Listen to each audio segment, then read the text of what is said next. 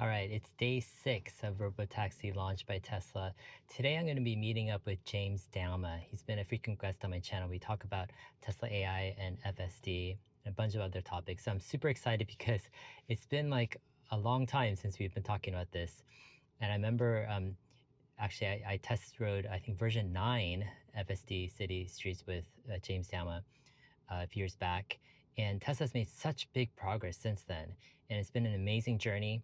And I'm especially excited to hear James's thoughts on Robotaxi. There's lots of questions like, what are the weaknesses? What are the faults? What are the challenges to scaling? What's the timeline, that we could expect for Tesla to scale Robotaxi? How does it compare with Waymo?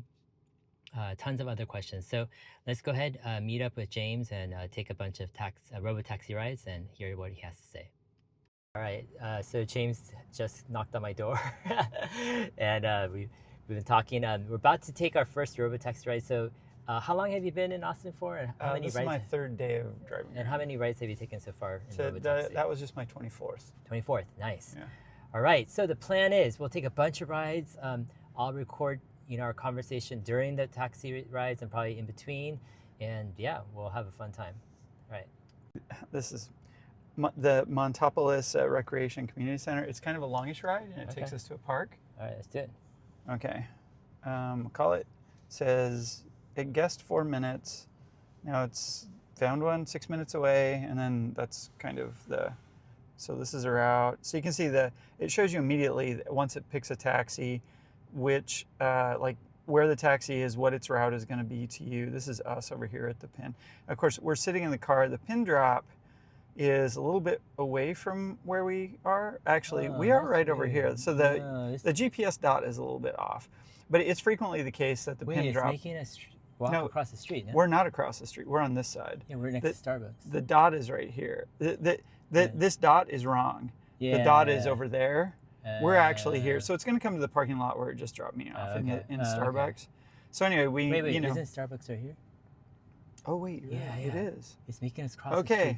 Oh so, man, I think the initial GPS maybe location it sent was too approximate or something. I don't know. I've had this happen a number of times. Yeah. Where I went to HEB and it won't drop you off in the inside parking lot, and there's no outside parking lot, so it drops you off at a bank across the street. Yeah, but the thing is, I've actually been dropped off and picked up here multiple times at this Starbucks. Yeah. Yeah. Well, it clearly can come. It just dropped me right there. Yeah. So it's weird that it's picking us up there, but okay. So anyway, we'll do that. It'll be here in 5 minutes. I guess we could wait 2 minutes before we go stand in the heat. Yeah. So James, I have a question. My 7-year-old was asking this. I was telling her that there's this geofenced area and it's pretty big. And originally I thought that Tesla would have to go through each intersection multiple times to make sure it's safe. But then and then my 7-year-old was like, no, they probably just ran it through simulation a lot, all of the intersections to make sure that it was safe. It would be super easy for them to build a simulator. I mean, they've shown us simulator technology that could basically span this whole area, so that they could have a simulator of the area if they wanted to do that. Do you think doing LiDAR mapping would help? Some, it gives them some more data for registering stuff. So yeah, they could be doing that. And because I would imagine they could, go through all the streets initially, maybe run it through simulation, whatever times they need to do. It just boosts up the confidence in this area, perhaps. Maybe. I mean, the system that they have where they run a bunch of cars through a bunch of intersections and then they build a map based on lots of overlaying, 3D perspective stuff, that gives them a pretty good map. But maybe they want to map all the potholes. Maybe they want to know how high all the speed bumps are. I mean, there's some things that are a little difficult to resolve. I noticed that it's so good with speed bumps here. It's crazy good with speed bumps. So maybe they measured the height of all the speed bumps, and they know now. I'm not sure really. Yeah, part of me thinks what kind of magic have they done, with Robotaxi? It just seems like there's so much stuff you can do. Amazing. Yeah. It's crazily smooth. I was skeptical that it would be there's certain aspects of the dynamics that have always been significantly better than Waymo, because the end-to-end planner is just much more smooth and human-like. But there are lots of little things too where it seems like it's outperformed. My experience with Waymo in San Francisco, right? Have Which you is done different. a lot of Waymos? Like 100 rides. Okay, Maybe. that's I a use lot. them in my regular day-to-day, life in San Francisco over like the last 18 months. Yeah, so I haven't tried using them in Austin. I suspect they started up in Los Angeles, and if you look at the incident statistics, like they were having way more incidents in Los Angeles after they started up there. So I think that's just growing pains, right? They're getting to know the city, because it definitely got a lot better in the time I've been using it in San Francisco. So I don't know if they're settling in, whatever it is. The longer they operate in a city, the better the service seems to get. The driver it started out being pretty timid. In fact, Karen and I got stuck in the Waymos a couple of times because like it'd get into a situation it couldn't get out of, and you're in the middle of the street and it doesn't want to let you out in the street or whatever. And then so they'd have to intervene. But the Waymo cars, they're notably more aggressive now and more willing to like squeeze into little holes and stuff like that. So I think they're just not getting stuck in everyday situations as much as they used to. Makes sense. And that, which is just a sign of them getting better as they run their service. Yeah. Anyway, we've got 2 minutes. We should go.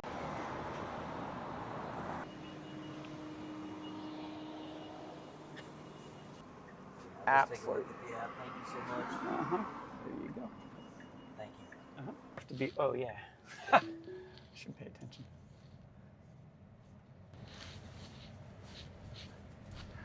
Okay, on top of 16 minutes, so this is a little on the longish side for a time of day when there's not a lot of traffic. So you've done 29 rides, you said? 24. This would be my 25th. Okay, 25th. Have you had any like interventions or anything? Nope. No interventions. Okay. No, they've been really, and no shortage of complicated situations where you might anticipate an intervention. Actually, on the ride over here, there was a pickup truck that just came right out of like it was in like a gas station or something, and it pretty much cut the taxi off.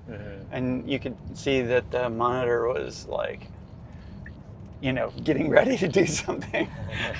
But nothing was necessary. I mean, the car slowed, it left plenty of space. It was actually kind of funny. We had 3 pickup trucks in a row of like human pilot kind of things, and the car handled them all really well.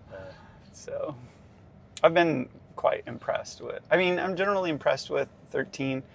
I've over the last few years, I've had a bunch of opportunities. This is my 3rd trip to Austin since January, and third trip with the truck driving me here. So and then so I get plenty of practice in the Cybertruck around town on FSD. So do you think this version is like on the similar, like let's say, is it a 13.3 version, or do you think it's the early version 14? The dynamics aren't enough of a.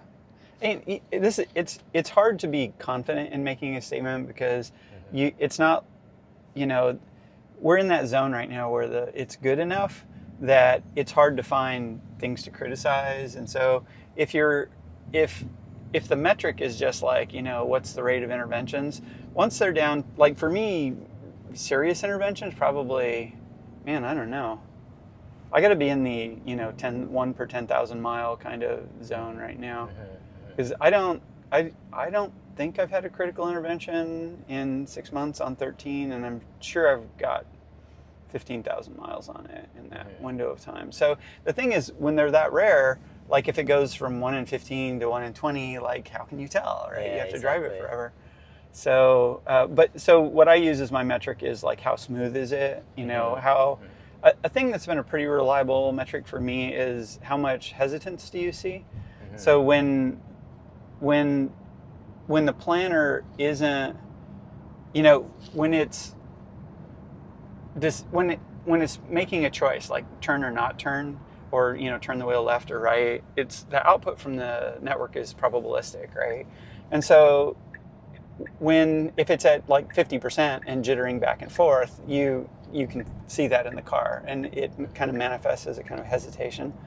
So as the system has matured, there are fewer and fewer situations where it hesitates. When it does hesitate, it hesitates for less time. So the biggest thing I notice on the version that I've experienced in Robotaxi so far versus 13 is that the regular 13 is a lot more kind of hesitant, and it seems to lack confidence in parking lots. Like once you get off the road and you're getting into these kind of less constrained driving environments, whereas like that was the first thing I noticed on the Robotaxi thing. But the flip side is I can't tell if they're like running on a grid where they've mapped out where they want it to go in the parking lots. In most of the parking, like you go to a grocery store parking lot, you look in the map, and there's like lane lines and roads and stuff like that. So if they're doing that and they're using GPS, then it can be behaving kind of as if there's lanes in that space, as opposed to you can certainly find parking lots where there doesn't seem to be any mapping at all. And so the planning and perception system, they're just on their own when you get in there. And but yeah, it feels smoother in parking lots significantly. Mm-hmm. And that would make sense, right? For a Robotaxi, pickups and drop-offs are a pretty important part of the whole experience. So that that would be something where you could criticize the version of 13 that's getting pushed out to the retail customers right now.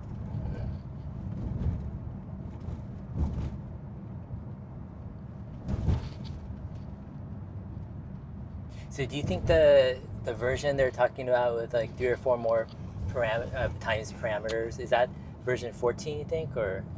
I mean, they can name stuff however they want. I don't think if the question is, do you think like that's a major rewrite, kind of like, I mean, maybe not. If they keep the architecture the same and all they're doing is increasing the number of parameters in some of the layers in order to increase accuracy, that's not really an architectural change.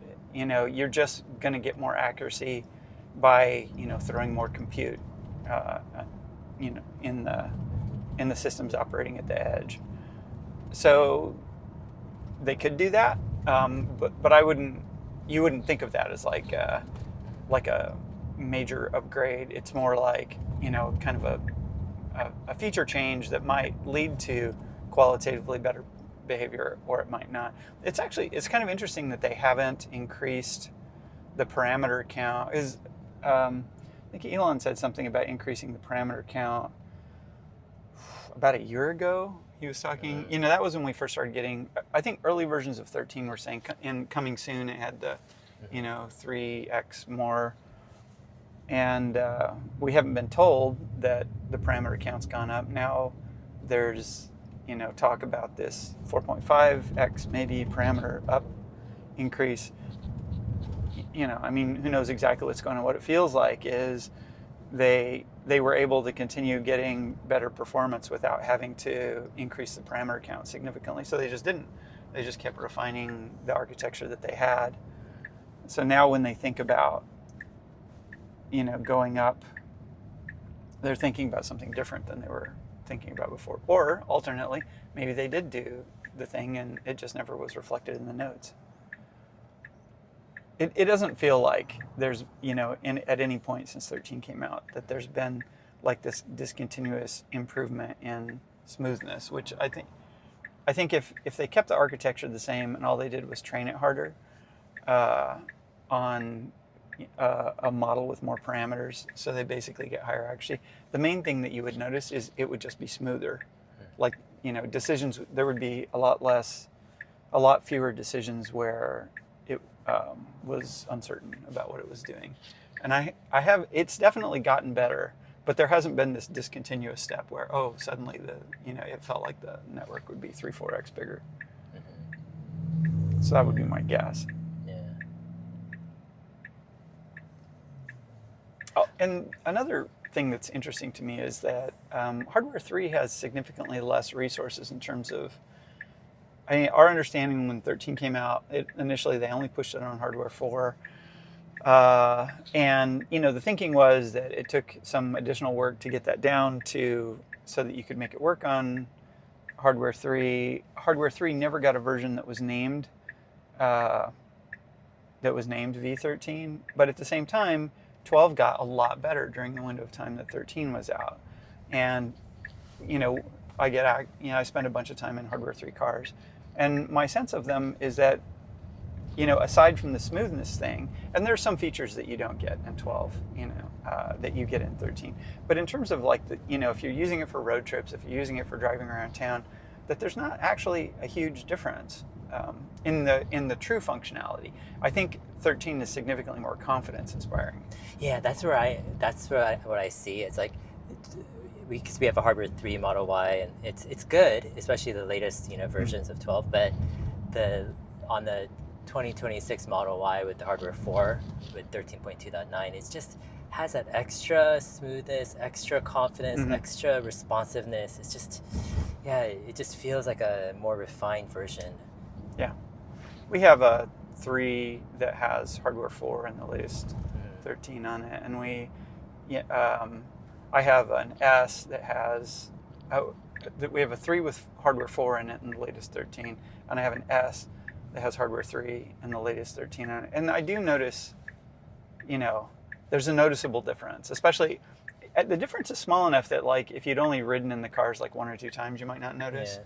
But if you drive them regularly, you definitely notice it. On the other hand, I don't feel like there's any routes that I am comfortable in on one car versus the other, or like I said, there's some features like, probably summon, that kind of, corner case stuff might be different qualitatively. Do you think just in hardware 3, they're just running a quantized version, of the same neural nets with maybe a couple less features like, I don't know, summon and other stuff? I mean, they're both going to be quantized to death. Yeah. They're probably 8, maybe 4-bit. The neural network processor in the hardware 3, if they use the same architecture they had in the patent, it's optimized for doing 8-bit quantized networks, which is what they were doing on the GPU, the GP106, before they got hardware 3, right? So it was optimized for that. I wouldn't be surprised if they're quantizing at 4 bits now. The field as a whole has kind of found that quantizing at 4 and 6 bits, you can get, depending on exactly what you're doing, you can get performances very comparable to 8. You definitely wouldn't go higher than 8, but the networks, they're probably not training at 8-bit fixed point. They'll be training at either BFP16 or FP8, maybe, depending on the hardware they use in the training cluster. So the dynamic range of the D-types that they're using is definitely going to be more quantized in the cars. So in that sense, hardware 4 and hardware 3, they're both going to be quantized. Hardware 4's got the capability to run networks with more parameters in them, and I'm guessing that they probably do. So the difference would be not so much quantization as distillation would probably be the way you would go. Although it's pretty likely that they train a reference network and then they distill it down to something for hardware 4. They distill it separately for hardware 3, and both of those targets are quantized. Makes sense. So the rumors are, AI 5, hardware 5. Probably coming out sometime. Who knows exactly when? Well, the rumors are it's going into production, and it starts with the Cybercab whenever they start production on that, right? Yeah. Do you think they'll start Cybercab production this year? 25? Yeah, or do you think next year? They've got a whole new production line that they have to bring up for it. So I imagine that the ramp, the early parts of the ramp are probably really long. That's true. And I think Lars has said something along the lines of, the production line itself is in pretty advanced stage of development. Also, if they're doing Cybercab on an unbox process, then that's going to be a radically new production process, and you can imagine the early production ramp is going to take quite a bit of time. So there could be a really long tail at the front end of production. So at what point do you say it's in production? Mm. Like when they've built 100, when they've built 10, that's true, when yeah. they're building, 1,000 a week. It would be cool if, they built at least 20 or 30 by the end of the year and actually deployed them on, the streets. At prototype phase, Yeah. you could probably build, you could build most of the vehicle, and, for the few odds and ends that aren't out of production right now, you like hand build those, or you build them on a prototype line or something, and so you've got maybe a 90% production car, if they even think it's worth it. I mean, they've got limited prototypes that they can use for doing stuff like getting reference data for, and we've seen Model 3s that are outfitted with cybercab camera mounts, right, for gathering data. So they've got other ways of doing that. So I don't know, how much weight there would be on. Do you trying think to get that Tesla to will retrofit hardware 3 cars with AI 5 eventually to skip 4? My guess, well, okay, I think I'm on the record at length on this topic, but I don't think the jury is out on being able to make a software package for hardware 3 that will work for FSD as it is. And my napkin math tells me that if for instance they wanted to upgrade the whole fleet of hardware 3 cars, that's roughly a $10 billion expenditure. Oh, wow. And something like a year of work to do it. Like even once you get once you develop an upgrade kit that they can install in 30 minutes or something, it's still a lot of money and a lot of technician time to outfit that fleet of cars. So I say this not as like a suggestion that maybe it wouldn't make sense to upgrade the cars, rather that if you can do it with software, you're going to save that $10 billion expense. That's true.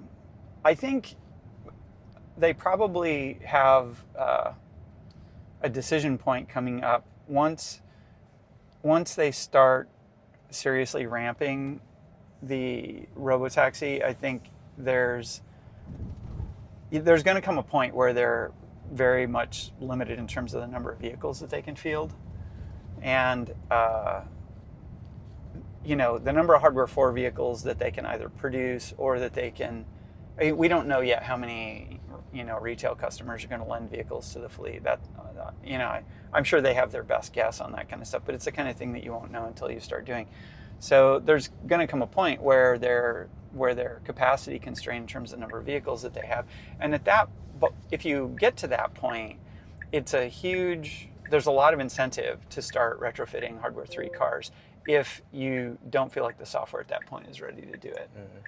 So, and of course, the upgrade package, it's not something that they're going to be able to do in 3 months. You're going to have to plan it out well ahead of time. If AI 5 is built to run in bursts as opposed to flat out continuously, so right now, as far as we can tell, both hardware 3 and hardware 4 run continuously at a constant frame rate on the current networks.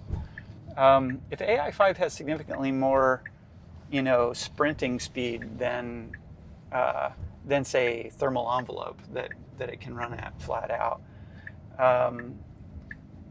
you might have a situation where you've got an architecture that naturally you can just dial the frame rate up and down, and so you could retrofit that into hardware 3 cars and run it at whatever frame rate the power and thermal envelope allow. The thermal envelope that you can get in a hardware 3 vehicle is really high because it's liquid cooled. The power, they're limited to something like 100 watts, so they might have to run auxiliary power for it. Thanks so much, guys. Thanks. Thank you, appreciate it. Have a great day. Thank you.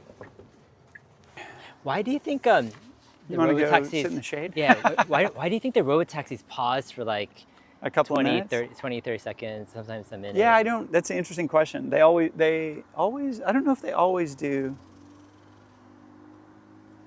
I've seen pauses up to 2 minutes. Okay, yeah. So I think I saw one really long pause, and I was actually timing it when it dropped me off at Home Depot the other day.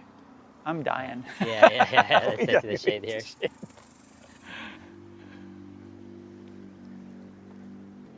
Yeah, so the hardware 3, AI 5, the hardware 3 upgrade thing, that's a pure economic decision. as far as I can tell.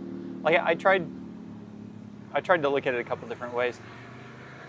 They can definitely build an upgrade package to upgrade those cars. Like it's definitely not, there's no technical obstacle to doing that. The obstacles are, it's going to cost money, and then it's going to take time, because all these cars have to come in. You can get the install down. You can make it like the hardware 2.5 to 3 upgrade. If they have to add auxiliary power, like if they feel like they need more than the 100-watt power envelope, and there's a decent chance that even if they did a hardware upgrade, they wouldn't need the power, because the original 14 nanometer chip. So now, I mean, we don't know, but the rumor is they're building at 3 or 5 nanometer. If they're building at 3, 5, 7 nanometer, they get a lot more compute inside the same power envelope. So they could up the compute maybe 5 or 6 times in the same power envelope, and maybe that's enough. These are all, a lot of these decisions, there's this trade-off between the amount of compute you use and the accuracy, and that trade-off between compute and accuracy, as the technology gets better, you get better and better accuracy at a fixed amount of compute. So, and you don't know exactly what that number is going to be. So there's an economic incentive to put off the decision until you understand what the trade-off is going to be as well as possible. But you want to be able to make the decision soon enough that you can do the thing, and not, my math says that when Tesla starts scaling, they're going to net something like $50,000 per vehicle that they put on it per year that they have. And so, 1 million vehicles is $50 billion a year of profit, not revenue. I mean, the margins are so high that revenue and profit aren't so different. But like, it would be super painful to like not have, to be able to have demand that you could be satisfying for 2 million vehicles that you can't field, right? That's $100 billion in profit. So the economic forcing function is really powerful, but it's not super clear externally from what we know about what's going on. Like, when is the point where, they could really use those 2 million extra vehicles and they don't have them, and they wish they had built the upgrade package so that they could have upgraded the hardware 3 cars ahead of time. Like, right now, I would guess that the point when they would need to start doing the upgrades, like, they will certainly, once Robotaxi starts ramping, they'll have good visibility into like at what point that needs to start happening. But at that point, the point when it needs to start happening might be a year away, right? But it's not far enough away that they can wait to start designing the upgrade package. Like, I would guess they've already designed an upgrade package, and maybe they've started fabricating or whatever. And it also kind of seems like, oh wow, that's not it. Is that it? That's it. Yeah. We're doing good. So you need to see this? 18-minute ride, it says. Okay, we're off. We're gonna go right now to Merit Coffee. I've been here many times, maybe 4 or 5 times. This has a really challenging parking lot situation. Emmett, it was the highlight of Emmett's ride yesterday. Oh yeah? Yeah, Merit Coffee. Why was that? It's just a very, most of the time it'll go into the parking lot, but it's very narrow at the end, and it's you don't see the exit. And so Robotaxi has to decide whether or not to peer into the corner to see if there's an exit or to back out. But in order to back out, it has to do like a multi-point turn. So yesterday when I was doing rides with Hans, I navigated to Uchi, which is a really awesome Japanese restaurant here in Austin. And so Uchi it's like a house that's been converted into a restaurant. Oh, really interesting. Wait, it just backed up? Yeah. Very interesting. Okay, it's having a little bit hard time, but no, it's getting there. Yeah. That was kind of an interesting indecision. Yeah, that was interesting. I've seen it succeed that situation a bunch of times. Yeah. Huh.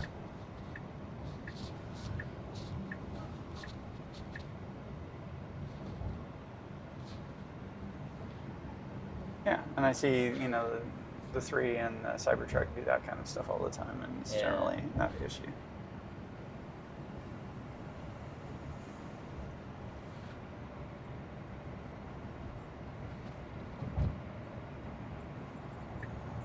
So that's actually, so this is what, ride 26 for me, and that was the most indecision I've seen on any. Oh, interesting. Yeah, yeah. Actually, that was the most indecision I've probably seen. I've done like 30 plus rides. Yeah. Interesting. Darn, what was that park called that we just went to? Trying to keep my notes updated.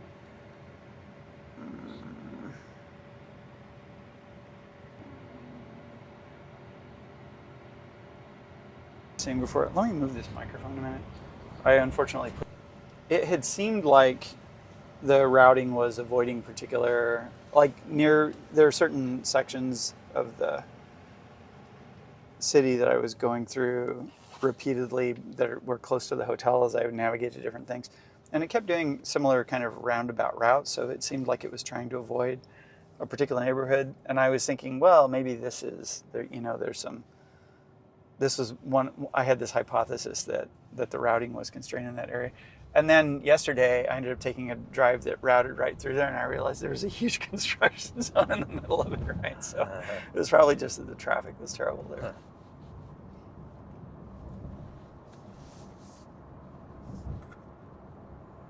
So I saw your post on X saying that you're kind of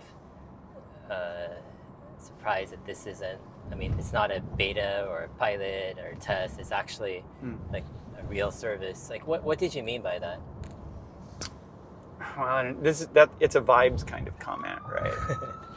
That EMS going the other way.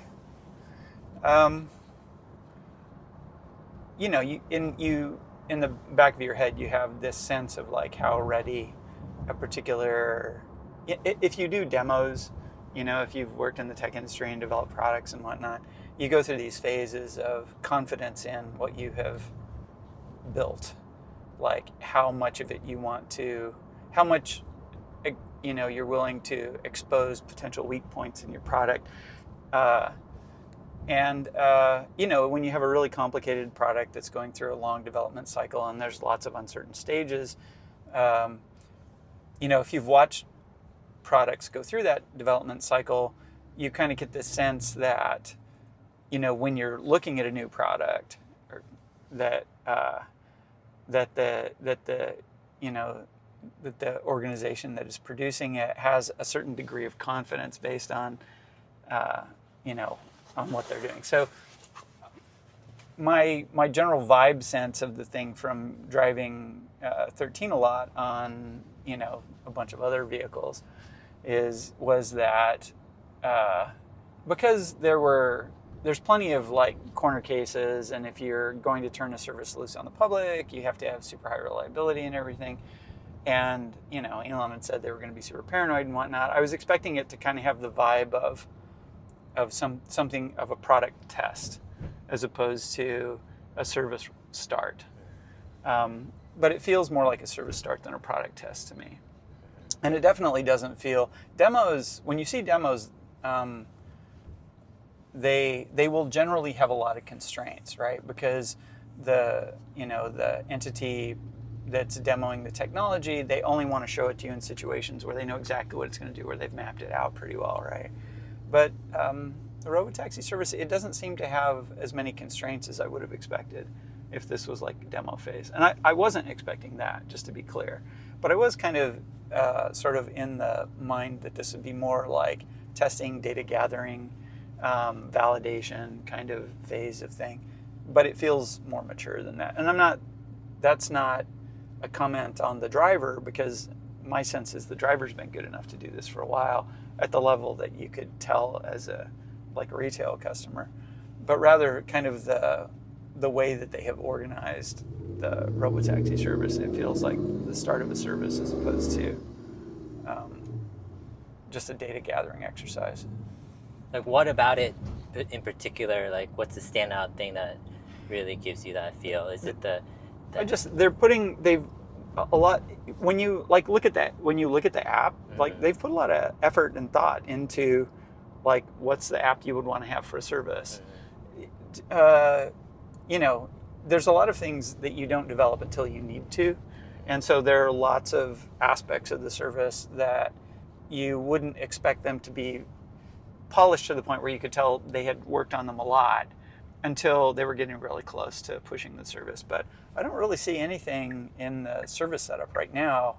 Like I can't think of a single thing that they're missing right now to be a service. Maybe having monitors kind of breaks the economic model for Robotaxi, but not that matters in the short run. Like until you're getting to, you know, thousands of vehicles at a minimum, maybe tens of thousands of vehicles, you're still in the ramping phase. So maybe that isn't super relevant. But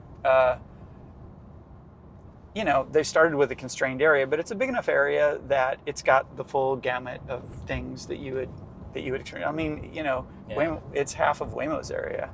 And, you know, Waymo's pretty clearly planning to run a service. Like, they're ramping a service here. They're not checking to see if it will work in Austin, right? So that's how it feels. But that, like I said, that's a vibe check kind of thing more than based on any real data. What's your kind of idea of from now until the end of the year?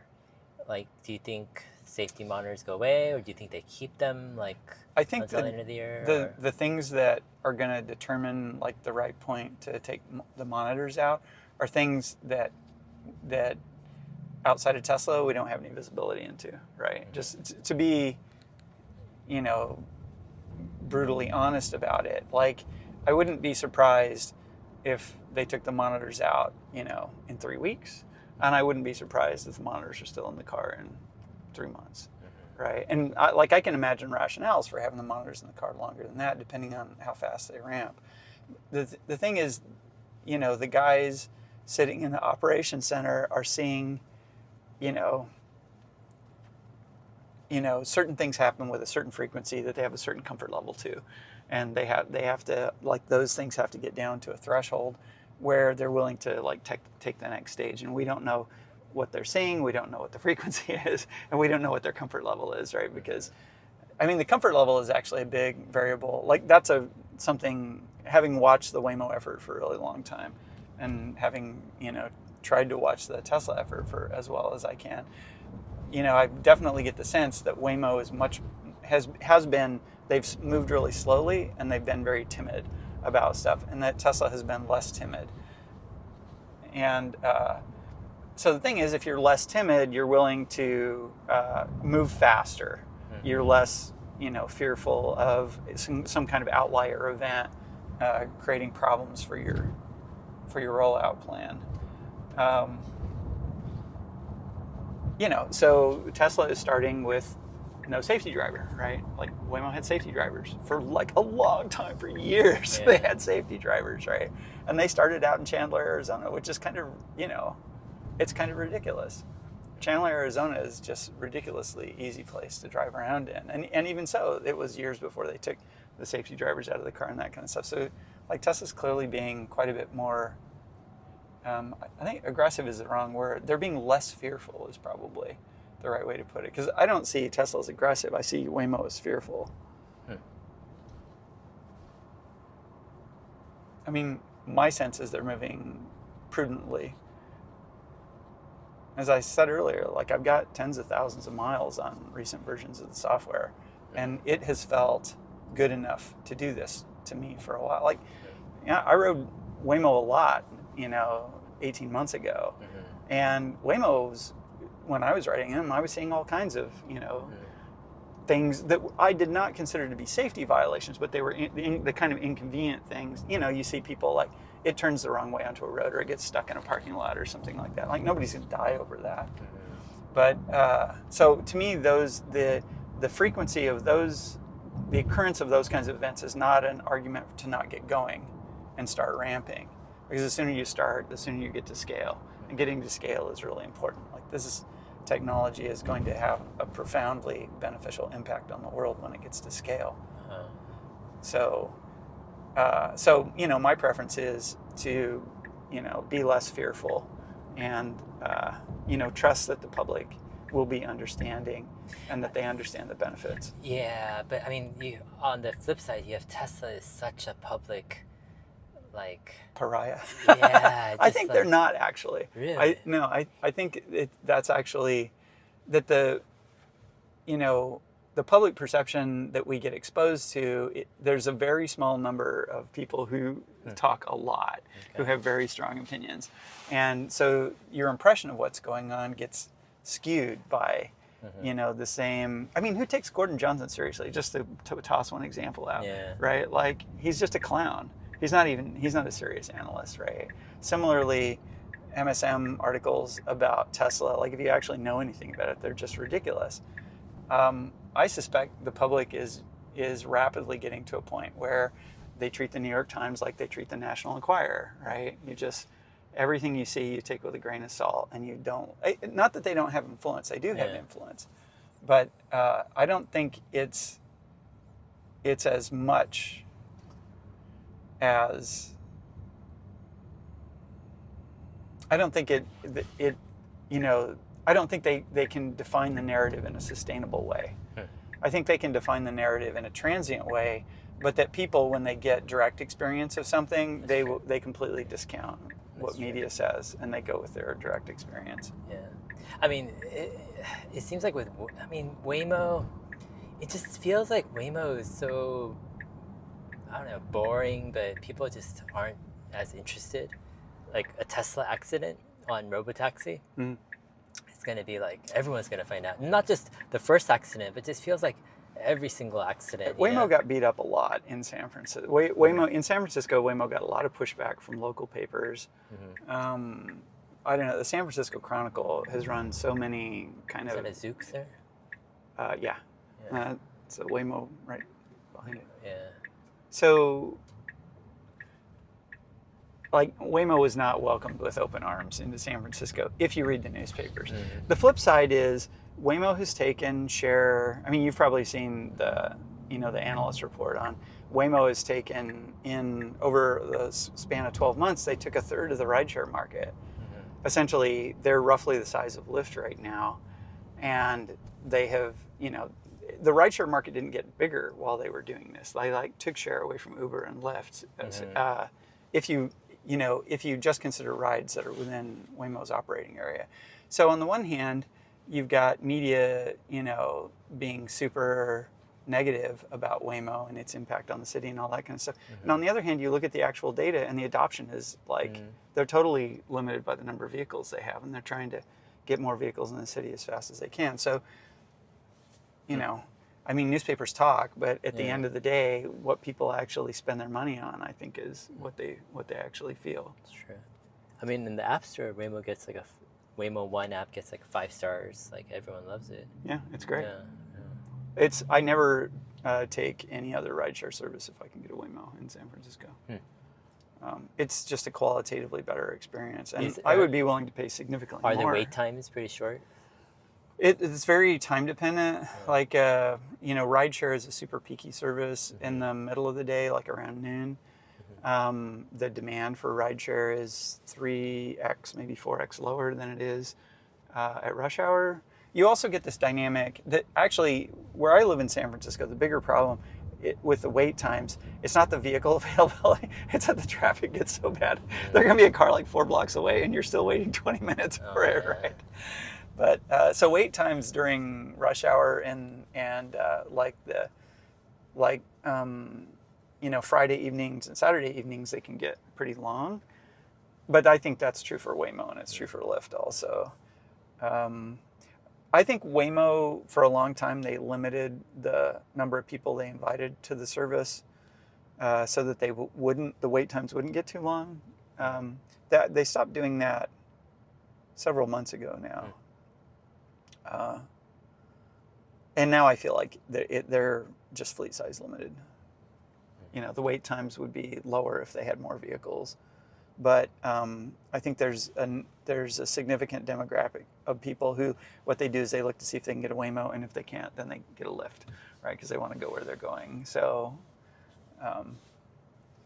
So Waymo's, I think they're servicing everything they can probably, and I don't know how much that is. The vehicles are expensive and complicated, so they may have a lot of downtime on those vehicles. One time I got in a Waymo, and they had left. Usually, they set the displays in the vehicle, so it's not giving you any operational data on the vehicle. But one time I got in, and the battery range remaining indicator was there, so I could see how many miles it had driven since it started its shift and what the battery remaining was. And I went and did the math, because that allowed me to calculate, because I could look up the Jaguar I-Pace range to figure out what the burn rate was, and it let me figure out how much power the compute and sensors was using. So, which is, I imagine that's why they don't leave the data on. But, from that calculation, the Waymos, they use roughly as much power for their compute and sensors as they use for driving the vehicle. So that, I didn't sit down to figure out what the consumption rate was based on average. I could figure that out. But I think they're comfortably burning an order of magnitude more power. They're burning enough power that it meaningfully, impacts the range that they can get. They may have to charge those vehicles significantly more frequently than this vehicle would need to recharge. Yeah. Have you noticed in your 25 or so rides, what's the qualitative comfort differences between let's say the Robotaxi and Waymo? Ride quality. The ride quality on this is better now, I think. But the Waymo ride quality is pretty good. It's kind of funny. A year ago, my biggest complaint, none of it is bad. It's always been a good ride, and there are degrees of good, right? But the biggest complaint was probably that it was hesitancy. The ride could be a little bit jerky in the early days. And now I think they had this learning cycle where they found that the cars were getting stuck a lot because they were too timid. So they dialed up the aggression. And so now, weirdly enough, my complaint about the Waymos would be that they're kind of needlessly aggressive. To the extent, none of this is a serious complaint. I think they're great. I feel like the Robotaxi software right now, it has a much better balance between being aggressive when it needs to and not being aggressive just gratuitously. Thank you. Thanks. Here's Merrick Coffee we just got off. So check this out. This park, do you see the exit? That's an exit there, but you can't really tell it's an exit from here. Right. Yeah, I bet it's on the map. Yeah. We can look and see. But actually, it's going to try. Sometimes, actually, it just backs up, but actually... Well, if it's too tight... Yeah. Right. Well, it did it. Yeah. Yeah. Great ride.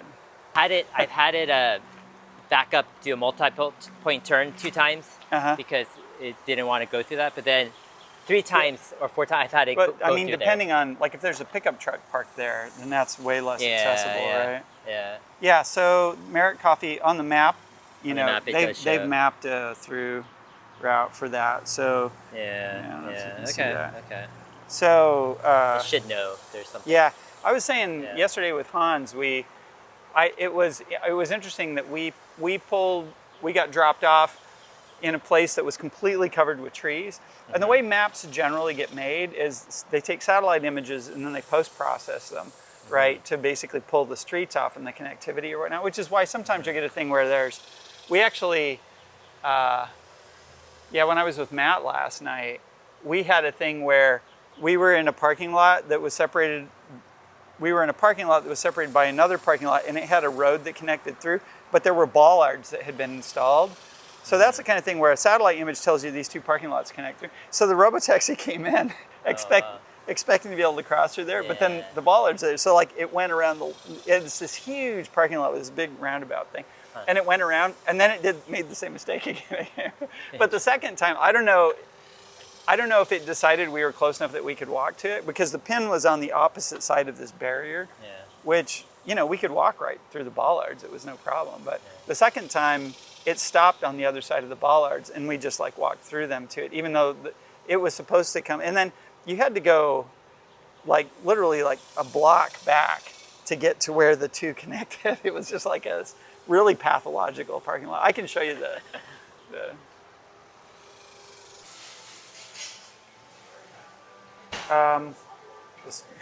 Google. Thinking, what do you think? Thoroughbred is a breakfast place. It has sweet shops and that kind of stuff. It's really close. Let's do it.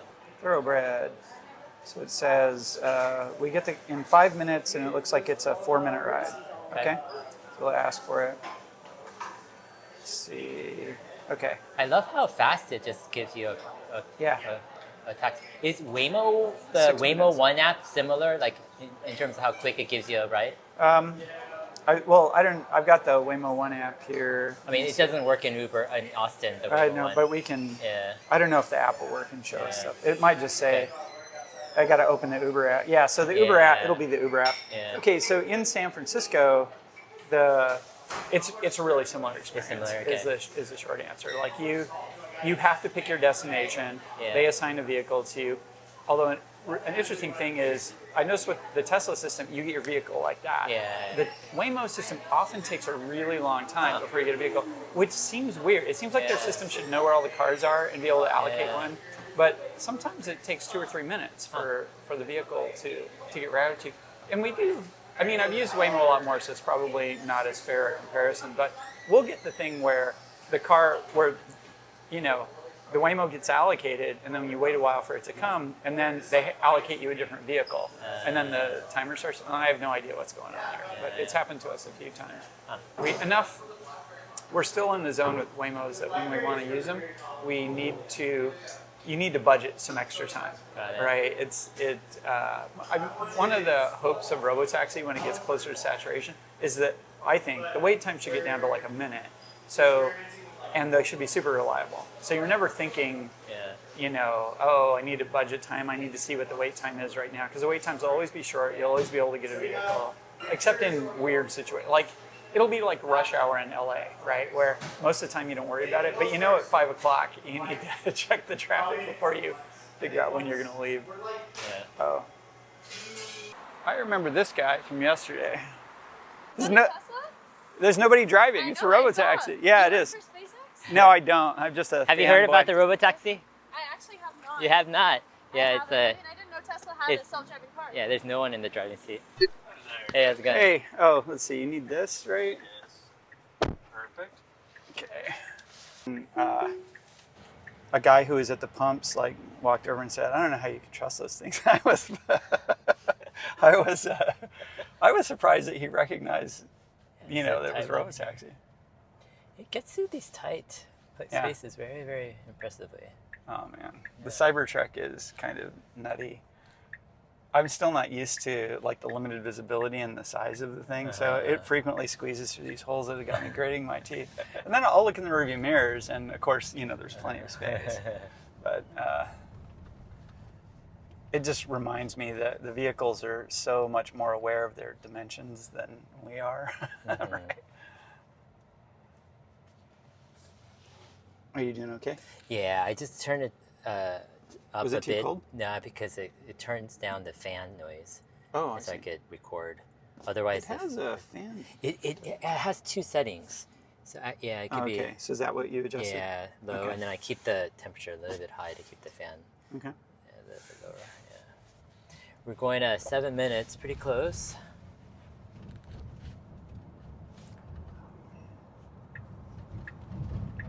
I kind of like these short rides because it kind of feels like the Robotaxi is more useful. Like I just do if I do 3 or 4 5-minute rides in a row, and do it kind of more in these populous areas like Lamar and Congress, whatever. It just feels like you're just on the go, just in and out, in and out.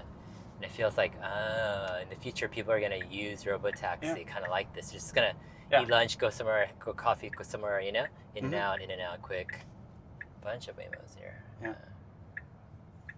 Yeah, I feel like the mean time between Waymo here is in the, it's in the San Francisco zone right now. 60 seconds maybe. Yeah.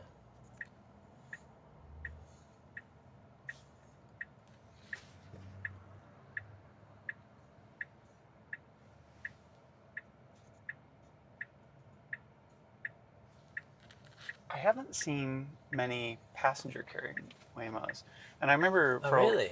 yeah, there's none in here. Yeah. And the ones that went by us, they didn't have passengers in them. Interesting. At least there was a really long period when these the I-Pace Waymos were operating in San Francisco, and the passenger, like you expect deadhead, just all other things being equal, deadhead should be about 50%. So you would expect like every other taxi to have passengers and every other one to be empty. But like in San Francisco for a really long time, it was like 90-10 or something. They were pretty clearly, the fleet was running them to vet their performance. Because I can't think of another reason why they don't need that vehicle for mapping. They've mapped the hell out of it. What do you think Robotaxi does between rides? Like, does it just roam aimlessly, or does it does it rest a little At the bit? current density that what you would do long term and what they are doing right now are probably two different things. In order to respond to your riders, like if you know what the geographic distribution of potential riders is, I think, the Robotaxi app right now, it's asking for background GPS or whatnot, I think because they might be doing that. If you know what the geographic distribution of riders is, then what you want is the distribution of the taxis to match that. So you want the taxis, when they're not carrying a rider, to be repositioning themselves so that you get the right distribution to match the expected pickups. So they would, tend to reposition themselves, but, they might reposition themselves and then park. Yeah. Or they might not. I did this really interesting model of Robotaxi pickup in Chicago, which was, so there's an interesting thing that you get where there are big chunks of the day where the movement is kind of random and there's no net flow in or out of the city or anything. But then during the morning and evening rush, there's a net flow. So because you've got passenger carrying stuff going in one direction, in order to maintain the distribution, you have to have non-passenger stuff going the opposite to maintain the thing. Yeah. Big bulldozer up here. Construction workers not looking. Another construction worker. Yeah, that was really excellent. So this is a thing where I feel the Waymos are super clunky. Yeah. They're much more. I live my San Francisco place is right at an intersection, which is a popular pickup spot for Waymos, and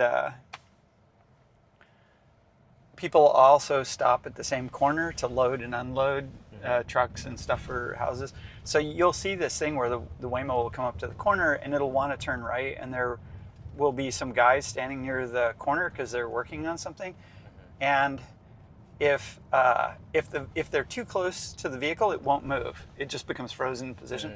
And then you'll see the guys, they'll like walk up to the car and be doing hand gestures and stuff and try to get it to move. But the thing is, the fact that they're close to the car is what's locking it in place. So it'll be this weird standoff, and sometimes it'll last for like 5 minutes before they get fed up and they just walk away, and then that Waymo drives off. Right? But for the most part, the Tesla's Robotaxis, they don't seem to be exhibiting that sort of absurd sensitivity to pedestrian proximity. Yeah. What do you think Waymos are doing in like SF for charging? Or like, do they have? They have a couple of garages around the city where they overnight the vehicles, and they have charging infrastructure there. Do they have a person there plugging in and all that? Yeah. And how about cleaning? Do they do that there too? I don't know. I mean, I've walked by a couple of those garages. So you can walk by one of these garages and you look in, and it's just like completely full of Waymos, and I have a couple of chargers. But the times I've walked by, there haven't been any staff doing anything. But I imagine that they're manually cleaned. They they only have 600 vehicles in San Francisco right now. So the fleet is not so big that there'd be a lot of merit in automating that kind of stuff.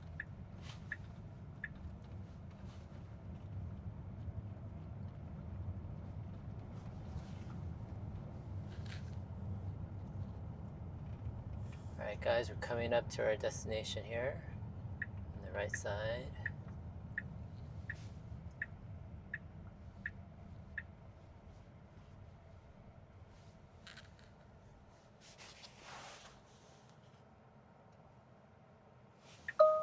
Okay. Where did we just go? Coming to Austin for 20 years, Yeah. and I actually don't know because I'm always just hanging out with my family. Yeah. And so this has been an opportunity to explore Yeah. Austin. Yeah, It's it a good has for excuse me to too, go like places. especially the south, Uh, Austin area. I'm amazed at how many like really cool and funky and Yeah, interesting yeah. places there are Yeah, here. a lot of character here. All right, so we just called our next ride. It's coming in about 3 minutes. Yeah. All right, James. So, how is Waymo gonna compete with Tesla going forward? Let's say in a year or two. Let's say in Austin, in this area. Let's say Tesla has 1,000 or whatever or more robotaxis running around. Waymo has a lot, but can't Tesla just undercut Waymo's price because they're cheaper to run, cheaper hardware, cheaper everything? If Tesla has more density, wouldn't it just give shorter wait times, better quality service, more demand? Like, what can Waymo do, you think? Okay. I think that your question misstates the magnitude of the problem that Waymo is facing, right?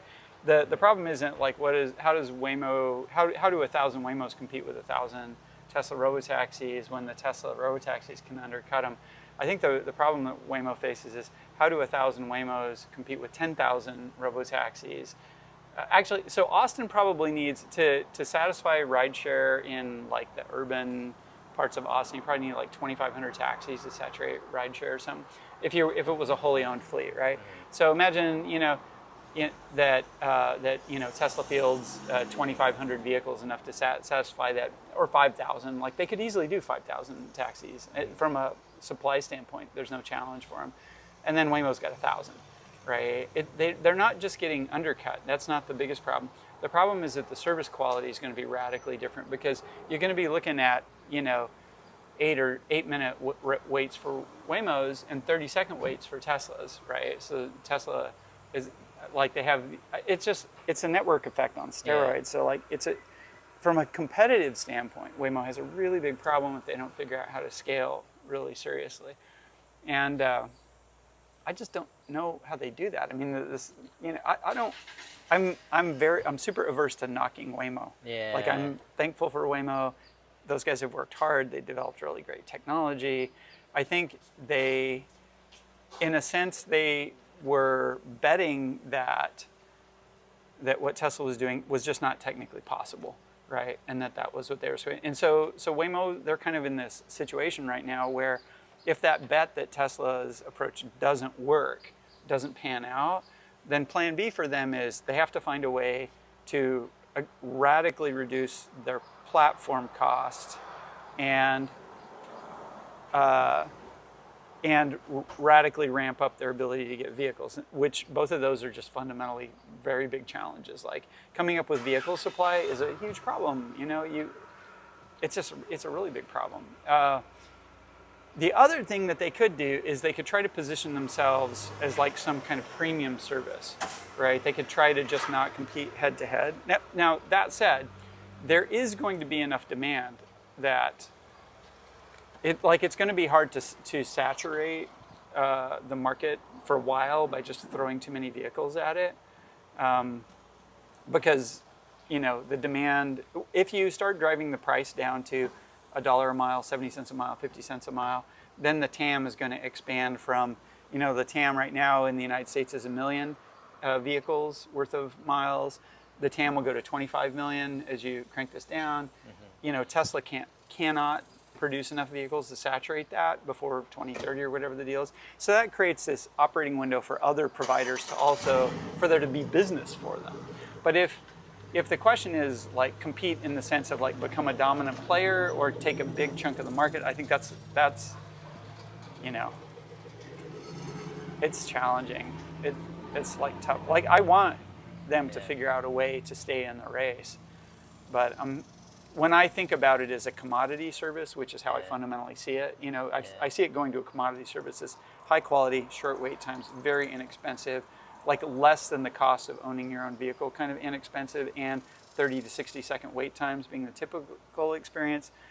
I don't Like I have a really hard time seeing how Waymo can get there in less than like, I don't know, nationwide in less than, I don't know, 20 years, like that's the scale. Whereas I can see, here's our ride. I can see Tesla getting there in a few years. Yeah. I think there's Hey, what's that, up? just to fulfill the requirement. What you got? Oops. All right, we're off here to our next destination. All right, so we talked about Waymo a bit. I mean, yeah, it's like that whole issue of like wait time. To me, that's like so important. Like, Yeah. you need the short It wait changes time. the use case. Well, there are two things. One, getting I think the higher sort of economic value thing is to get certainty. Like if you know exactly how, I mean, you don't want to take too long, but you could argue functionally there's not a huge functional difference between like a 60-second and a 5-minute wait time. You could argue that, right?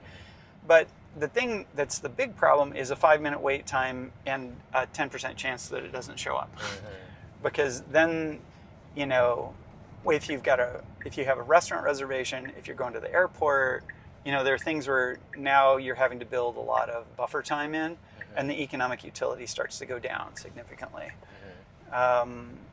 So I think the first thing is getting certainty, and then the second thing is driving the wait times down.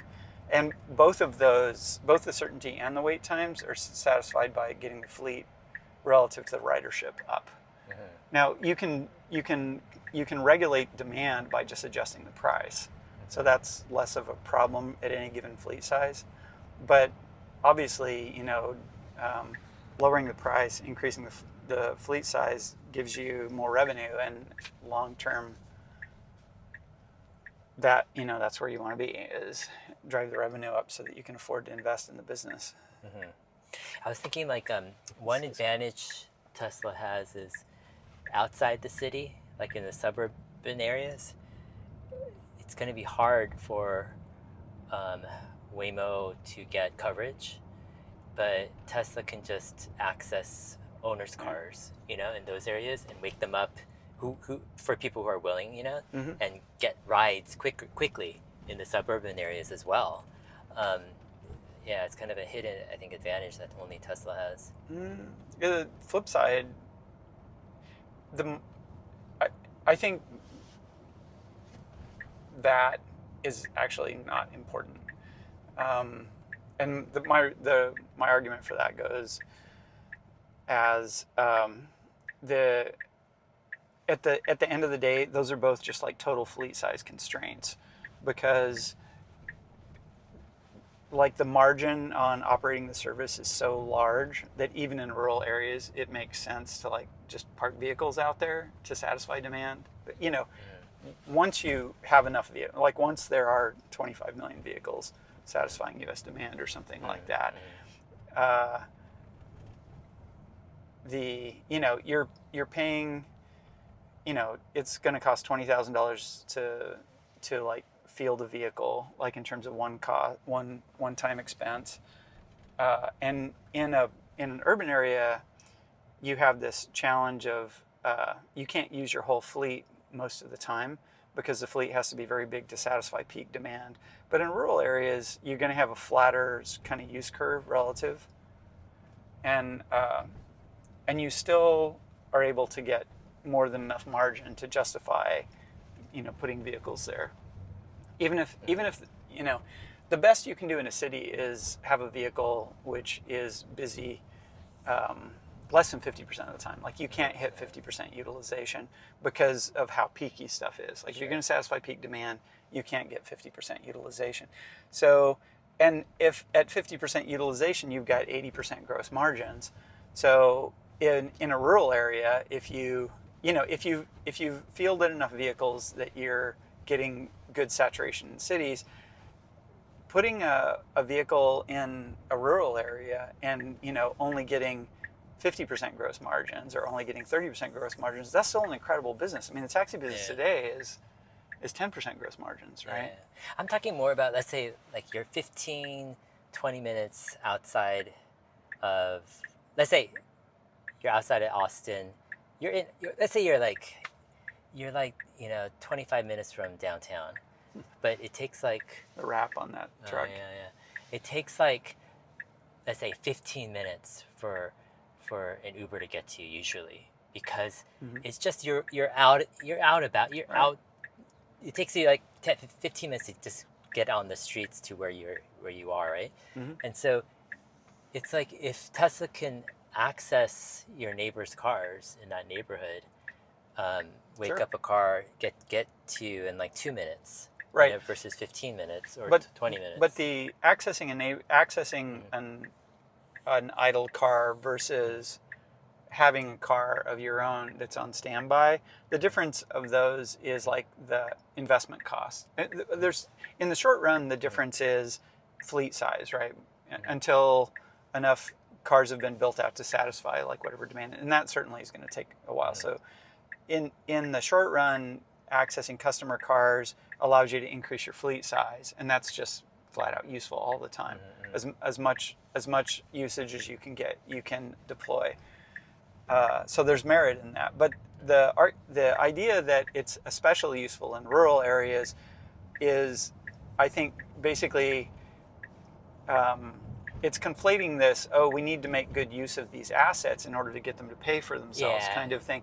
And the reality of the business model in the foreseeable future is that the margins are so crazy high. You want to access every single resource you can, as much as you can, because you can't satisfy demand. That's true. I mean, I understand it. You're saying in rural areas, you won't make as much, but still it's worth it to stick some robotaxis out there. Yeah, that's a better way of saying it. Yeah, makes sense. Like the margin's lower, but the margins are so insane that even a lower margin is still a really good business. Yeah. So Uber, what do you think's gonna happen to Uber? I mean, okay. So first question is, why is Waymo partnering with Uber? Why is this such an interesting topic? It's an interesting question to me. I understand people like the horse race thing of like, what company is going to fail first, or like who's going to be on top. Yeah.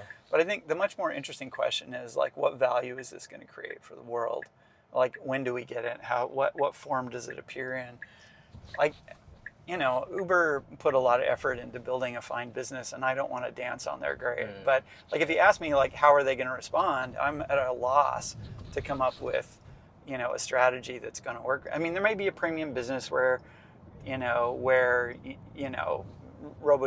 doesn't make sense to field robotaxis because you're going to substitute for like super fancy limo drivers that are like, I don't know, it's hard to come up with. Or maybe there's a market of people who is willing to pay extra for handcrafted drives by humans or something. Kind of like people will pay more for handmade furniture. But in terms of just satisfying bulk demand for transport at high service quality and low cost, like if you have a competitor that produces a better product at 10% of your cost, you're just kind of doomed, right? It's very difficult to respond to that. Antique ride hailing. Yeah. So okay, but why do you think? Maybe they'll switch over to horse-driven carriages, right? So why do you think Waymo, for example, they have their own app in San Francisco, but in Austin and now Atlanta, like you have to use the Uber app? Like, what's the rationale behind that? I mean, my first thought when I saw that, you'd have to ask somebody at Waymo to really know. But my first thought was that it's a way to compensate for the fact that they can't field enough vehicles to satisfy demand. So, people pulling open the Uber app, you're basically contributing to this large pool of vehicles that Uber already draws on, and they can prioritize you to keep you busy and that kind of stuff. But if they want to compete against Uber as a separate, like, if you don't have enough taxis to be able to provide decent wait times on a separate service, like, people are going to get out of the habit of opening your app. They're going to open the Uber app first, and then you're just at a significant disadvantage. By partnering with Uber and going into that pool, they get away from the challenge of not having a big enough fleet to be able to provide timely service. So, I mean, you're saying it's basically easier entry. You have enough density or enough supply, right? But extra supply with Uber. Yeah, to one cover. of the things that occurs to me though is that in LA and San Francisco, I think one of the reasons you don't see them expand their area, one of the constraints on expanding their area faster is they have to have enough vehicles to service the bigger area at whatever like demand price point that they're operating at. And, and vehicle numbers are a constraint for Waymo, and they're going to continue to be a constraint. We'll see how the sixth generation vehicle works out for them if they're able to get that in numbers. So, I mean, the question though is if Waymo just expands, let's say in Austin, they just get more cars, what's keeping them in Uber? Why not just jump to their own app? Well, they might, it may well be that Uber, that one of the terms that Uber asked was, some constraint that doesn't let them jump off. From a practical standpoint, if they got enough density, they could come off. But imagine, like, they're currently just serving, kind of the downtown area. Like, there's nothing to stop you from servicing, the suburban areas. I mean, they're not operating on freeways yet, and I don't really understand that. I tend to interpret Waymo's reluctance to get on freeways as another sort of sign that they're fearful. When you get on freeways, the big freeways are easier than driving on surface streets, but they're high energy, right? So the potential for having a really ugly fatality, things, if you do make a mistake, is higher. And that's, I mean, the odds of having an accident are lower, but the consequences of accidents can be higher. So they've been pretty timid about moving that way. That said, even without using freeways, you could expand out to, the east and the west. You could go a lot farther south, and they would very quickly have the problem that they didn't have enough vehicles to provide decent wait times in the larger area. Got it. Do you think Tesla's experience with autopilot FSD on freeways is going to help them a lot to get to freeways quicker than Waymo? I think Tesla's lack of fearfulness, it's the less timidity is probably the major thing there. If you're going to talk about experience, a thing that's worth pointing out is that it's not that Tesla has more experience on freeways than Waymo does. Tesla just has 1,000 times more experience total than Waymo does, right? Also, Tesla has a data source that Waymo doesn't have, which is Tesla has millions of human-driven vehicles. Remember, the reference data for doing end-to-end path planning isn't robotaxis driving around. It's human-driven vehicles driving around, right? So Tesla has this huge resource of human-driven miles. And Waymo's got, Waymo only basically gets that if they have a human drive one of their Waymos around, right? So they're once again, they're fleet constrained on that thing. And it's just egregiously expensive to actually pay people to drive around for you. Tesla gets all those miles for free. So it's just an incomparably larger database, not just on highways, but everywhere. Yeah.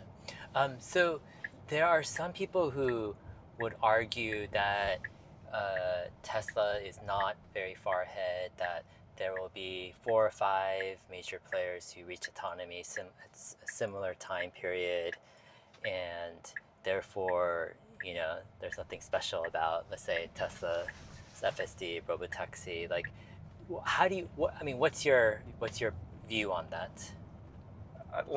I want to ask somebody, what technology do you think these people are using? Well, in their vehicles, let's say right? they reference Waymo and Zoox and Pony.ai and something else. So I'm not as familiar with what Pony.ai does. It's the mechanism, the approach of Waymo and Zoox are pretty similar, right? They use very heavily sensor-laden vehicles in an attempt to lower the burden of how sophisticated the software has to be, which I actually feel like that actually doesn't work. It looks good on paper. We have a lot more sensors, and we do sensor fusion, and we have all these modalities where we feel like we can rely on stuff. But then you get the problem of complexity, and just the system gets complicated. Now you have bugs. You have to do insane amounts of validation to make sure that you don't have. It's not just the edge cases in the world, it's the edge cases in your code you now start having problems with because the system itself gets you going. I mean, but that said, yeah. they made a bet that that having a platform with a lot of sensors on it was going to be able to get them to market sooner because it was going to lower the software development burden. I don't think that worked out for them, but that was what they bet. So I mean, can you explain what you mean by it won't work? I mean, do you think it just won't work as well as Tesla's solution enough to compete with them, or do you think there's something fundamentally flawed about its performance of driving? For the Yeah. high sensor platform? Yeah. I mean, they obviously, you can make them work. It's the operational overhead and the capital investment are, let's say uncompetitive compared to the approach Tesla is using. So like that's a problem. They can get the vehicles on the road, driving, providing service. It just, the way that those two businesses evolve over time is just starkly different. So, if somebody wants to argue that, numerous other players are going to come out with a competitive technology, what I hear is, say Mobileye or, BMW or Mercedes internal development programs, or, Ford's going to get Blue Cruise, polished up and it's going to get working. If those people are going to do that, they have to use a completely different technology than Tesla is using, because, Tesla's neural net based technology, it leans very heavily on their access to miles, and none of these other players have access to the data, so they can't use that approach. And I follow this area very closely from a technical standpoint, and I am unaware of the existence of a technology other than the one Tesla's using that can do it. So if they're not investing in, giant clusters and huge training arrays and a giant fleet of vehicles gathering data, I just don't see how they can do it. To me, it's magical thinking that there's a technology out there that we don't know about that is capable of doing this. But would you say though that it would be, obviously it would be easy, I wouldn't say easier, but you probably wouldn't have to collect as much maybe as data, the tech gets better, you can get by with less right. data. But remember, the trade-off isn't there's not a threshold of possible versus impossible. It's quality versus the amount of data that you have. So if you wanted to say, well, yeah, they can use you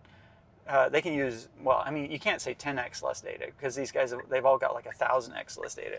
But you could say, well, they use 1,000x less data and they have a system which is, 10 times worse in terms of its performance. Okay, yeah, sure. It's possible to field that system. Will people accept it? Are you competitive? Are timid corporate organizations willing to take that risk? And I think at least the evidence so far is no. Thank you.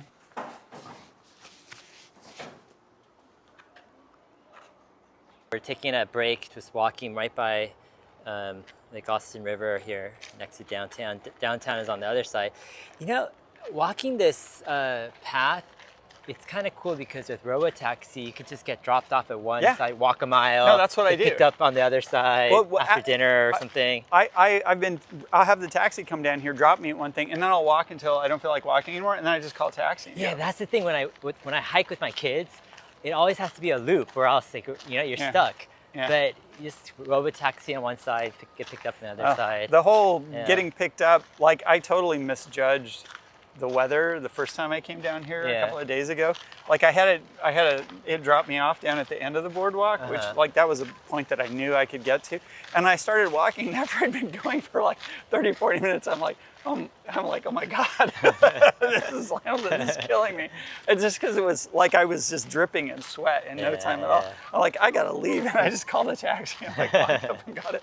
So that was pretty cool. I didn't have to walk back to the starting point, and, essentially. What a nice walking path here. Yeah, it's great. It's awesome. It's shaded too. Yeah, it is. That's the cool thing about Robotaxi launching here, South Austin, is all the people filming are getting to know the area and then Yeah. publicizing different parts of, Yeah. That of is, Austin. there's It's like, so much fun stuff Yeah. that I didn't like. I come here a lot over the years, but I just haven't spent that much time in South Austin. And there's so many funky, cool places to eat, and it's got a ton of parks for doing outdoors. Like I found, we went to this public pool the other night, and like I think of public pools as these like little places where little kids like go in the summertime, whatever the deal is. But apparently it was super popular because there were all of these like 20 and 30-year-old people who were there like well into the evening. Did you go to Barton Springs? Well, yeah. Was that big one? Okay, yeah, that's amazing. There, yeah. I mean, we didn't go to the pool. Yeah. I just drove there, but I saw people coming and going. Like it wasn't, it wasn't this thing that they closed at night. Apparently it's like popular. It's a happening place. Yeah, it is. It is. Have you done a kayaking out here in the No. river? That's an awesome activity. Yeah? My kids and I, we do a paddle boarding sometimes Uh-huh. out here. You rent a paddle board or kayak. It's a fun thing. Yeah, this is really nice. Like I'm surprised, as hot and humid as it is right now, how pleasant it is to even to like walk here. Yeah. Not. So, what do you say to some skeptics who are like, well, Tesla's only level 2 still because the safety monitor is like the supervisor. So it's still supervised FSD. They're still way behind Waymo because they don't even have level 4 out. Like, what's your response? I mean, the levels, they're not, people think of them as a technology metric. This is something George Haas pointed out, which I thought was really clever and insightful, is that the level thing, it doesn't tell you like what the system can and can't do. It tells you who's taking responsibility, right? Level 4, the OEM, the vehicle maker, the system operator, they take responsibility. Level 2, you as an individual take responsibility. And level 3 is a non-existent, level 3 is a unicorn thing, which is kind of a mix of the two, where it has a mode where the operator control is responsible, and it has a mode, but because that boundary isn't well defined in the standard, nobody ever did it. So like level 3 sort of doesn't even exist. Tesla is level 2 because they're requiring owners to take responsibility for it. So, pretty much by definition, the Tesla Robotaxis are level 4 because Tesla's, we're the passengers, we're not taking responsibility, right? The monitor in the vehicle, he's not taking responsibility, it's Tesla's responsibility. So is it a level 2 technology or 4? Well, it's a dumb question. It's level 2 when it's in the vehicles, when it's in private vehicles, and it's level 4, not because the technology is different, but because, Tesla's taking responsibility. That's what makes it level 4. Yeah. So it's not, people talk about it like a technology distinction, and it's not a technology distinction. It's an operating distinction. Yeah, it makes sense. I mean, you could have a level 4 so-called system that performs way worse than a level 2, I mean. Yeah, or vice versa. Yeah, you get a level 2 that's perfectly, which is, I'd argue that's what FSD is right now. FSD is a quote-unquote level 2 system that performs at level 4 level. From a technology what do you standpoint. think the safety monitor, actually no, I want to talk about that a little bit later. Yeah. How much do you think Tesla can remotely operate the vehicle, if at all? Like, in what functionality do you think they have remotely? So as I understand Waymo's operator, and this is from direct experience, like my interpretation from direct experience, in addition to like what I've heard from third parties, is that they don't have like a steering wheel and pedals kind of arrangement for taking control of the vehicle. When the vehicle gets in a jam, an operator gets kind of a bird's eye view of like the vehicle and its surroundings, and they can basically tell the vehicle, okay, go here and then go this way or whatever, so they touch a couple points, they instruct the vehicle to do that. So they're not remote operating it in the way like you might do with a video game. They're remote operating in the sense that they're providing support to the path planner, but the vehicle drives itself at all times, right? And in fact, that's, my understanding is that's why that's why Waymo doesn't have to list those as interventions, because no human is taking control away from the path planner, right? The path planner is doing it. All they're doing is supplying supplemental instructions to the path planner to do it. And like, I don't see why Tesla wouldn't do the same thing. Like, it's a good idea. The Teslas, they're perfectly capable of driving themselves. They don't need any help, right? Like, they can maneuver in parking lots. The biggest problem they run into when they do run into problems is like deciding what the appropriate path to take is, right? It's not like, is that hole big enough for me to drive through? Like the cars know that perfectly well. It's just, should I go forward or how do I resolve this path planning issue? Have you noticed like the Tesla monitors, they have their right hand on the door handle, and it seems like there's something under their index finger. I don't think it's the top. Actually, there's maybe like a trigger here's button. an observation. Yeah. If you're in a Robotaxi and you want it to stop right away, open the door. It'll stop right away. Yeah, that's so true. It may be like I wouldn't be surprised that if I opened the door from the back, the car would stop right away. So maybe actually Emmett did that yesterday. It calls support, but it doesn't stop. Oh really? Yeah, it calls support right away. Yeah. He's a brave man. Yeah. Like he said he did it by accident. So my theory is, I wonder if it's actually not an emergency stop, because today we saw one guy monitor. He was like constantly his finger was on the stop and lane button. Like that's the emergency stop. I think. I think they might have an extra button on the index finger. I don't think they modify it. Like, why would you need to modify the car? You can reprogram the car to just use the thumb button for something else. Yeah, that's like true. you double click it for. I think it's maybe like a kind of snapshot / telling maybe the AI team like this is a challenging situation, or is a little bit like like hesitation or something, that they're just basically marking that like that time, that whatever for later. It could also be that like if you're sitting in a car for a really long time, your arm gets tired and you hang on to that, Yeah, I don't know. It's just every single monitor has it. It's not just that they have their hand there. It's the way they hand it. I had a monitor who didn't have his hand on the. I did. People pointed that out, and I was kind of looking at the things. It's like, they did. Like when I sit in the back seat, I don't put my arm. When I sit in the front seat, I don't put my arm in. So it does seem a bit unnatural. I did see one monitor who didn't seem to be keeping his hand. Like, not that you can pay close attention from the back seat. But the overwhelming majority of them do it, and it does seem kind of unnatural. But I'm not sitting in the seat, so I don't know. Maybe if I rode around in the passenger seat of a Juniper for a while, I'd have a sense of whether that's the natural place to put. There isn't an armrest on that side. That's right. True, so like if you put your hand on the armrest, which is on the door, that's where your hand is going to end up. To not let it get super low. Have you seen the back trunk area where they have the extra module? Okay. The thing that's stuck in the windshield. I hadn't noticed it. I don't know the Juniper that well myself, or the refresh Model Y. So I wouldn't have noticed it, but then I saw somebody mention it, and then actually open the trunk. We'll take a look at it. Okay. Some people were saying they think it's like a mini Starlink, but I don't think so. I mean, I kind of wonder if it would just be like extra cell receptions, or maybe GPS, or I don't know. All right, guys, we're headed out. Oh, this is a long ride. Our next ride is 18 minutes. 18 minutes. Wow. Okay. So I've got a couple more questions here for James. The traffic is picking up too. That might be a factor. Make sure that I recorded this here. Okay.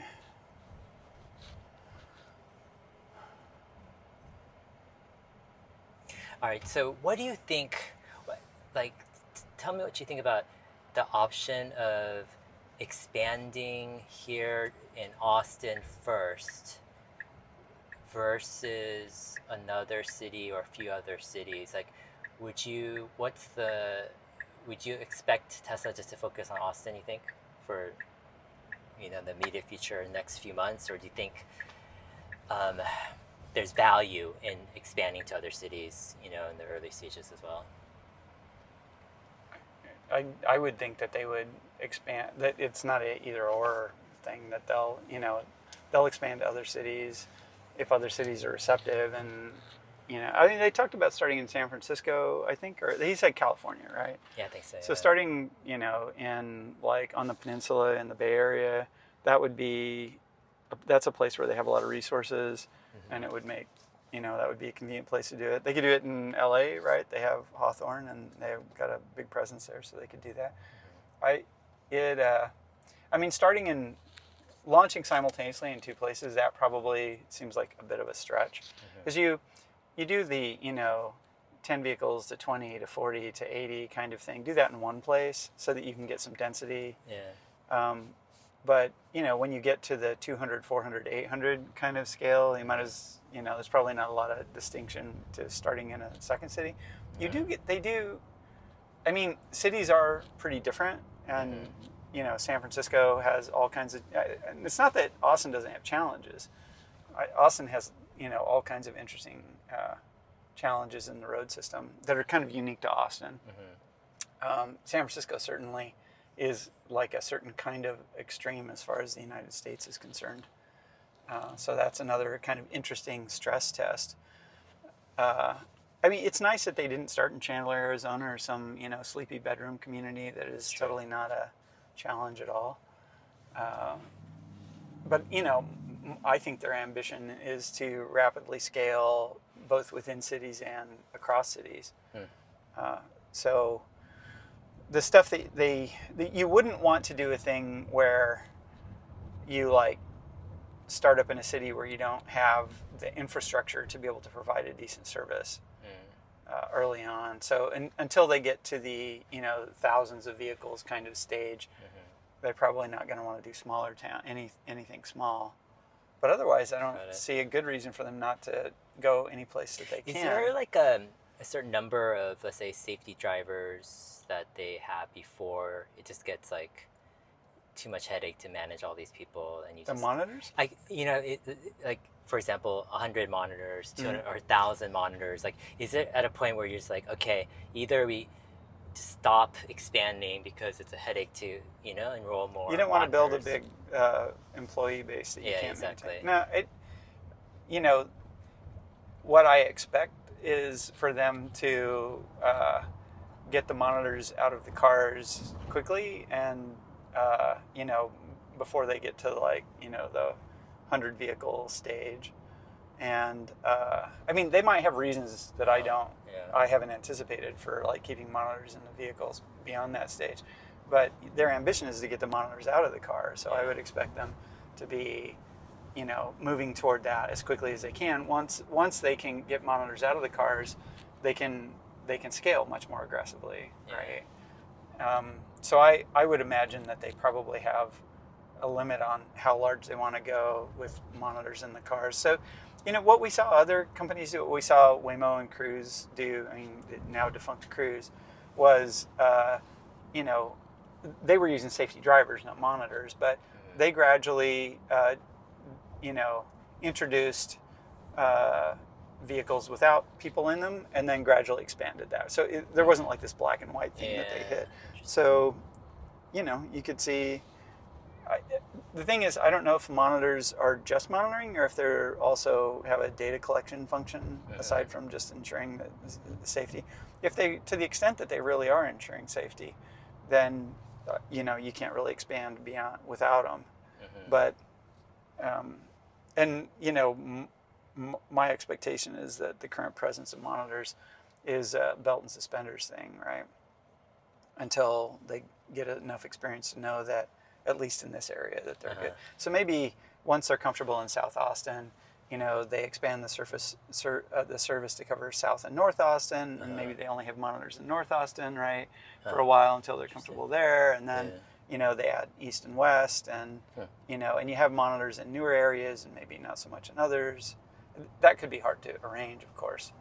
Because you can't, if you have North and South Austin, you'll have rides going back and forth between them, and so that's a complication. But then, you go to a new city and maybe you bring monitors in when you're in the warm-up 10, 20, 50, 80 vehicle range. And then you get them out as quickly as you can so that you can scale. But I think get them out quickly so you can scale is that's what I expect. That's what makes sense to me as a strategy. So we'll see.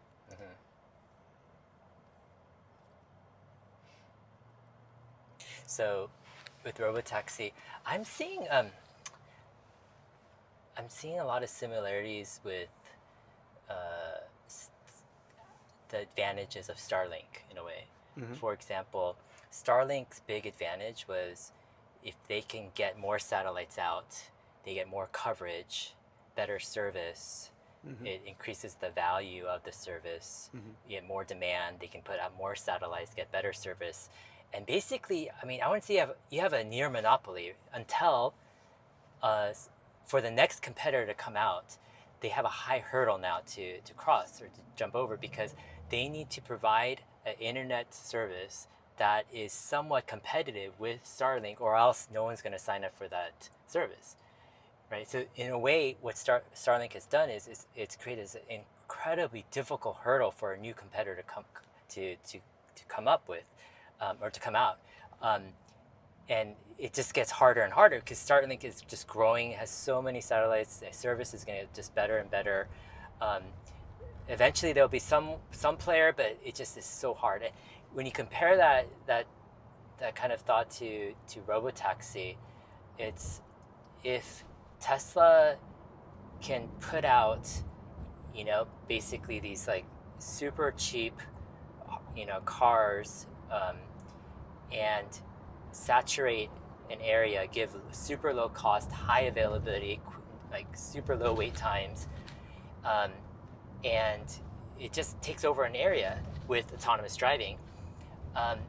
It provides this high hurdle now, like for the next competitor to come in and to be a legitimate, let's say, competitor against Tesla, you have to provide rides that are somewhat competitive to have even a chance. So you need either the wait times and the cost, right? I mean, or you have to differentiate your service. Yeah. So you're not. I mean, yeah.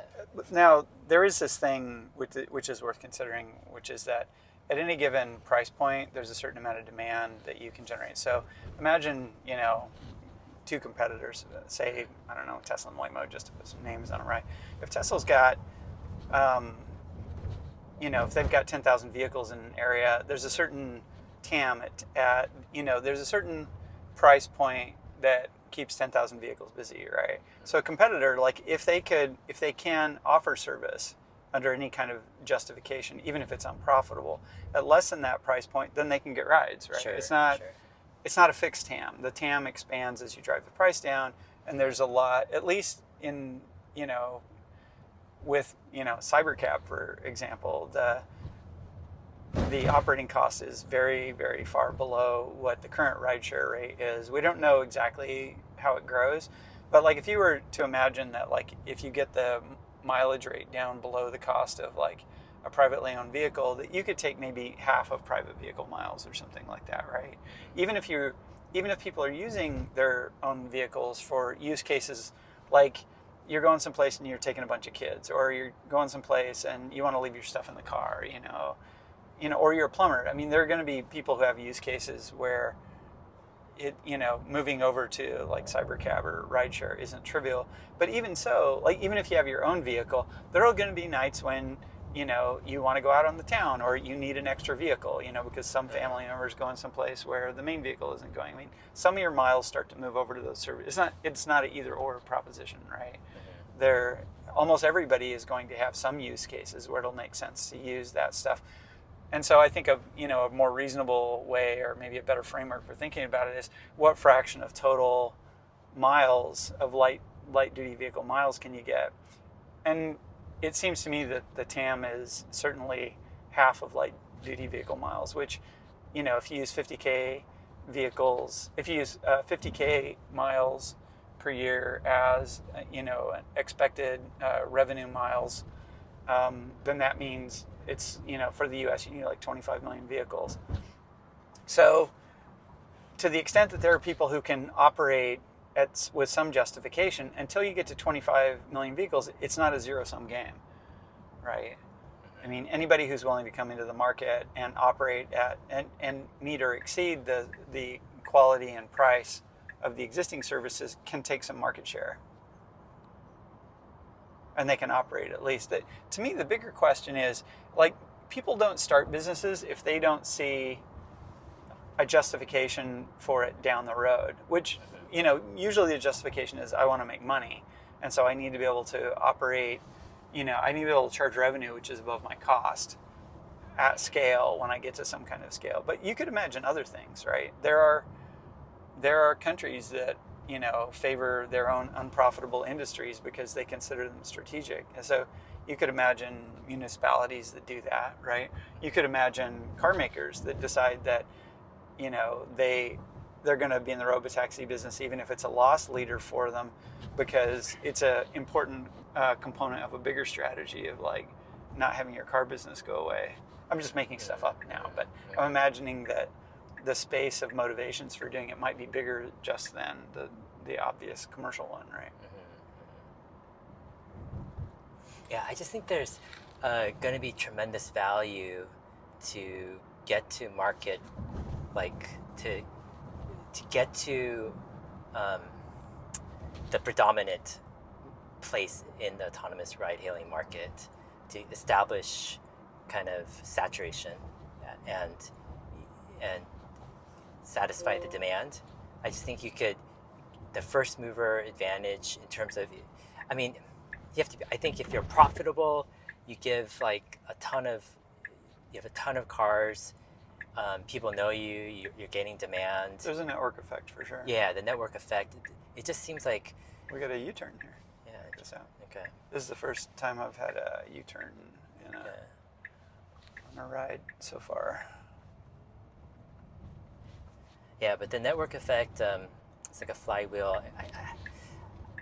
I think that is underrated by a lot of people. I think that's going to be one of the big reasons why it's a great business long term for Tesla. It's just if they can get it established and up and running the way that I think they can.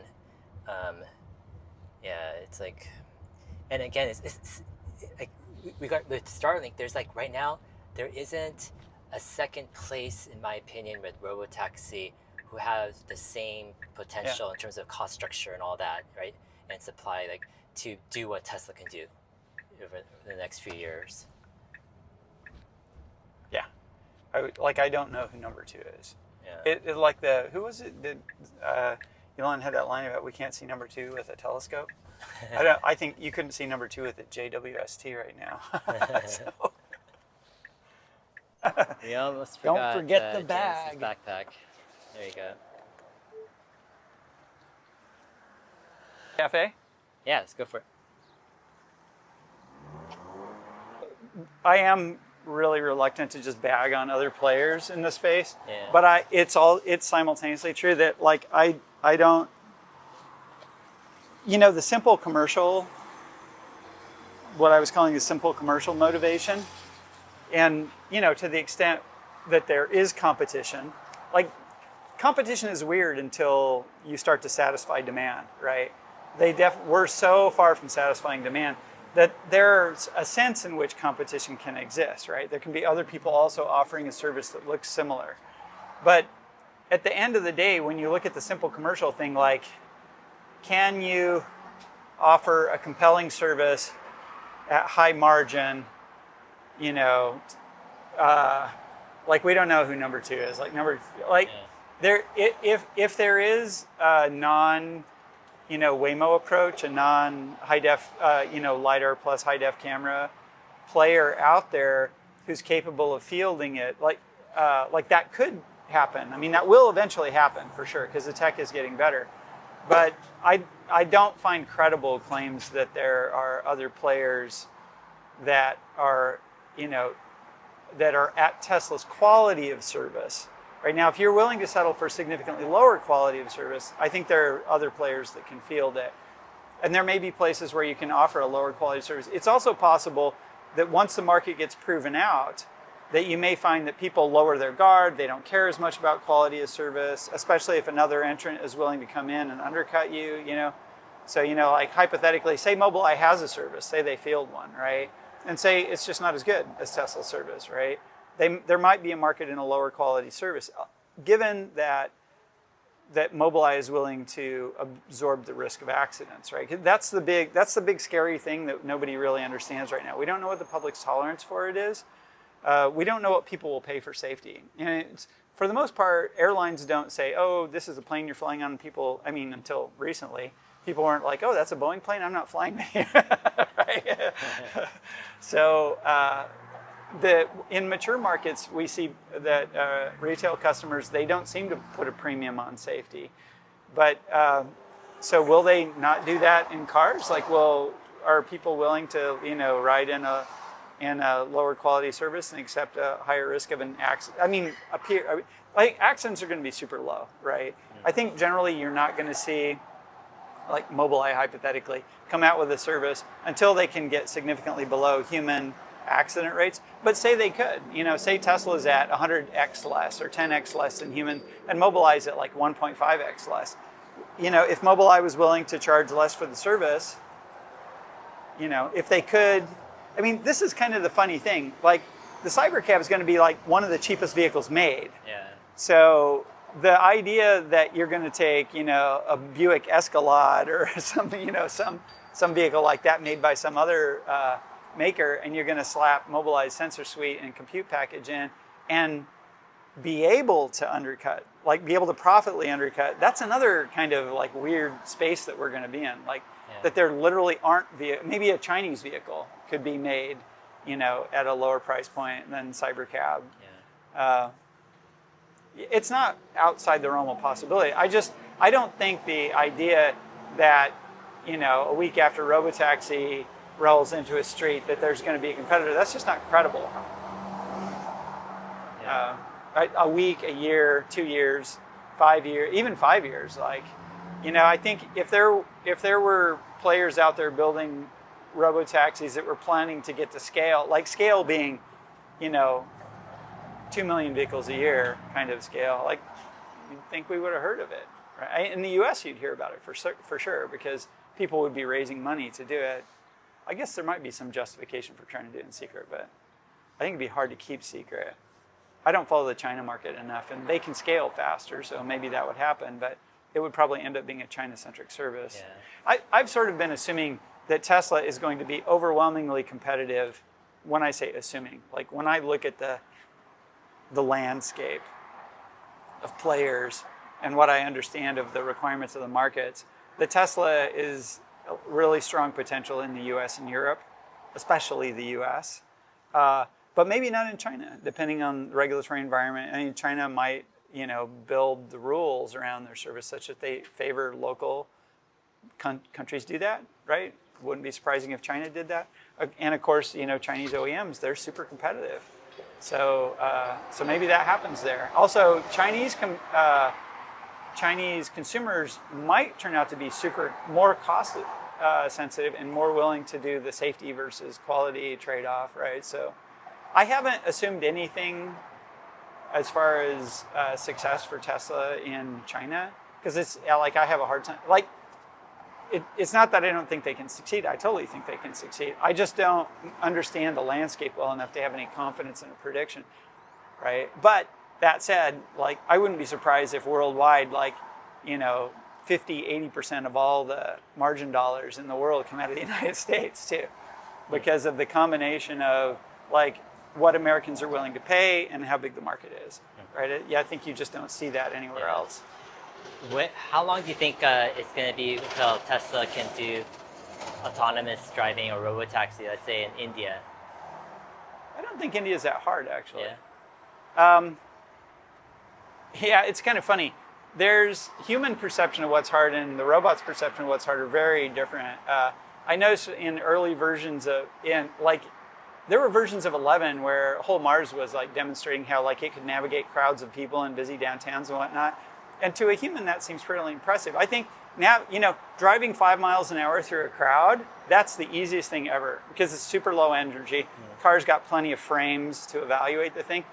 The thing that's intimidating to humans in a situation like that is that you can't see everything, right? It's a field of view. But the cars, they see everything all the time. So that's not a challenge for them. Similarly, they have much higher dynamic range in their visualization. So like scenes that seem dark and indistinct to a human, they're super clear and sharp to a machine. It's got much higher dynamic range on its cameras. It's much better in low light. So, so we tend to think of night as difficult. I think night driving is probably easier for the machines than day driving. To us, illumination really matters. To the machine, like flat contrast is actually a big win. It makes processing it easier. So India similarly, I think it's like the driving through a crowd of people. Like it seems intimidating if you don't drive there because there's so much going on and it's hard to keep track of things. But a human being pays attention to 2 or 3 things at a time, and then we shift. The car, it's watching all 100 things all the time, and that's its normal everyday thing. So like you're in India, there's 100, there's there's 8 cows and 4 rickshaws and 35 pedestrians, and the machines, it's not getting overwhelmed. So I think, India isn't that hard. A bigger challenge might be a place like, where you have people drive very fast with very low margin. So like, I haven't driven in a long time, but driving in Italy was, you see, there's lots of little cars, and drivers seem perfectly willing to do stuff like, drive fast the wrong way down a one-way street, kind of unexpected. Or mopeds will like go past you at speed in lines of cars and things like that. And I think the combination of like short reaction times and high energy, high consequence stuff, those might be more challenging, right? Because I feel like the machines in general want more safety margin than, like, there are situations where the machines have to compromise on safety margin because humans do, and that's the only way you can like blend in with traffic. But in general, I feel like machines are going to want larger safety margins. So the more you put them in machines where there is no safety margin and they're high consequence, like hitting somebody on a moped is a super high consequence event, that's actually the spot where the machines, end up struggling. Interesting. All right, guys, this might be one of the last rides of the day. Yeah. Lucky robot. Lucky robot. Right, let's do it. See if that works for you. I don't know. I don't think it is actually. Yeah. Yeah, if you're worried about wind noise, just direct it so it's not blowing on the mic, right? Yeah, it's pretty hot here in Austin, so we're trying to turn down the AC, but it's still pretty hot. James was commenting I'm starting to make videos again. Yeah, I think it's just such a historic moment. Robotaxi, Yeah. It's like, so that's what pulled you out of retirement. Yeah, it's like, how can you just sit home? You got to get in one of these things and try it out and kind of ruminate on the possibilities of the future. Well, and it's in it's in the town you live in. Right? Yeah, exactly. I'm not too far from it as well. So I was thinking, it's not too long since Tesla released their end-to-end V12. I was looking back, and I think it was like February of last year they released it or something. It's been a year and a half. Yeah, it's a little over a year, 4 months or something. And I was like thinking the progress since that time till now has just been absolutely phenomenal. I was chatting with Hans, and he kept saying things about like, oh yeah, in the last year, and I'm like, no, that happened in the last 4 months. The kind of stuff you're talking about, it's like we're in the.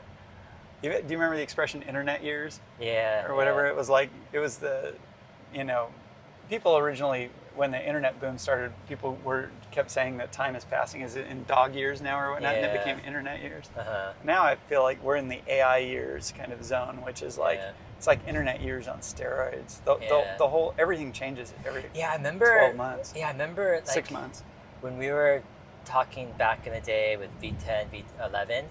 It was like there were just these the jerkiness, the real like hesitation, like all that stuff in different situations. There were just so many like cases where it just felt like Tesla, it would take them, for me it felt like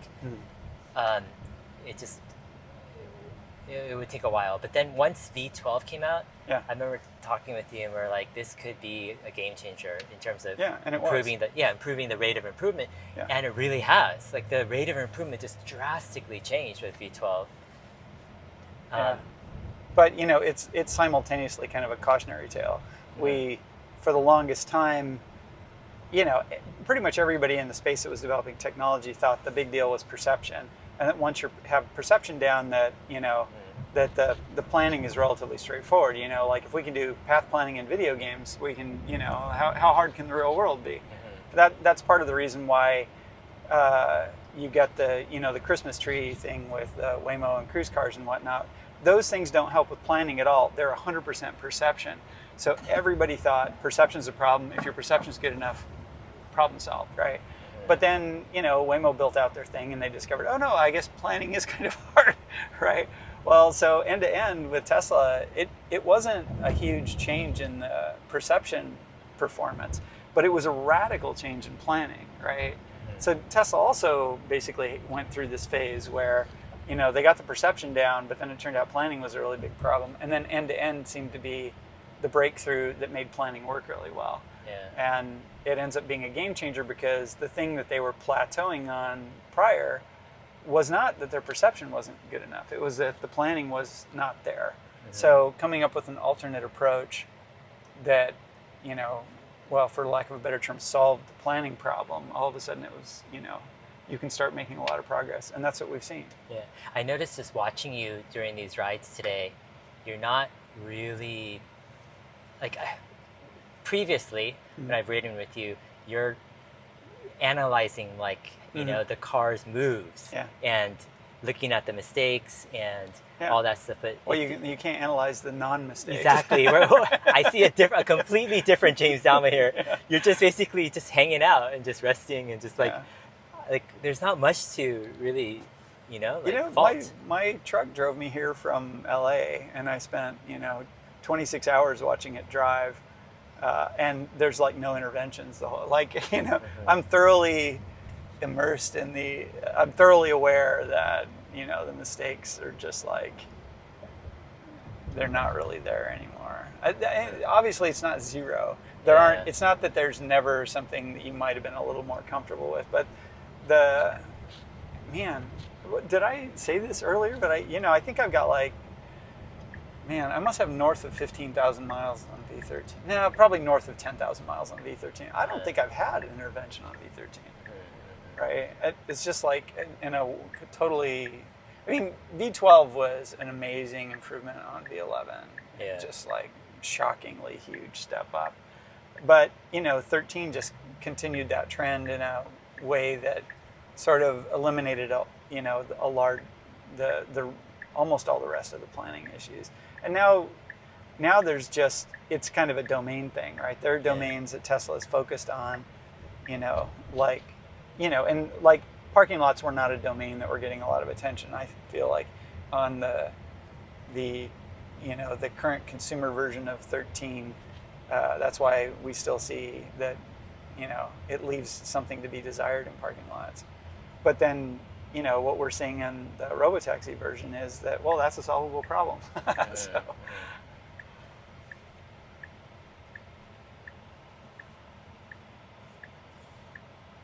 Yeah, for me, driving around 13.2.9, it feels or felt like Tesla could have solved non-edge case driving, basically 99%, 99.9% of driving or so. It feels like they could have, but I wasn't sure because you're always being nagged, to pay attention, all this stuff. Uh-huh. But in the Robotaxi, it really feels that they've solved the basically non-edge case driving, basically 99.9% of driving. It's just these rare, just freak situations that perhaps who knows what would happen. We just don't know if they've solved it or not. And again, it's the whole thing of how can we evaluate it because it's like you're not going to sit in the car for tens of thousands of miles. But I think it's going to be harder and harder to evaluate because the basic driving is just going to be perfect. You're just going to sit in the car and there's basically almost nothing to improve. But yeah, it's remarkable. So here's my last month of safety score, right? Yeah. And I have 3,155 miles on FSD and 0.02 miles on autopilot and 3,186. So I have less than 30 miles. I have 31 miles of manual driving in 3,100 miles of. So yeah, 99% there. 99%, yeah, So. yeah.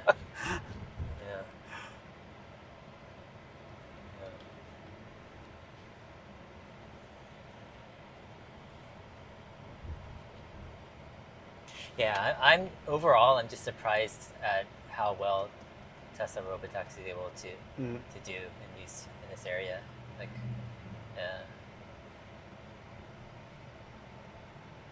Yeah, this isn't even the vehicle I put most of my FSD miles on. We have a Model 3 that gets way more.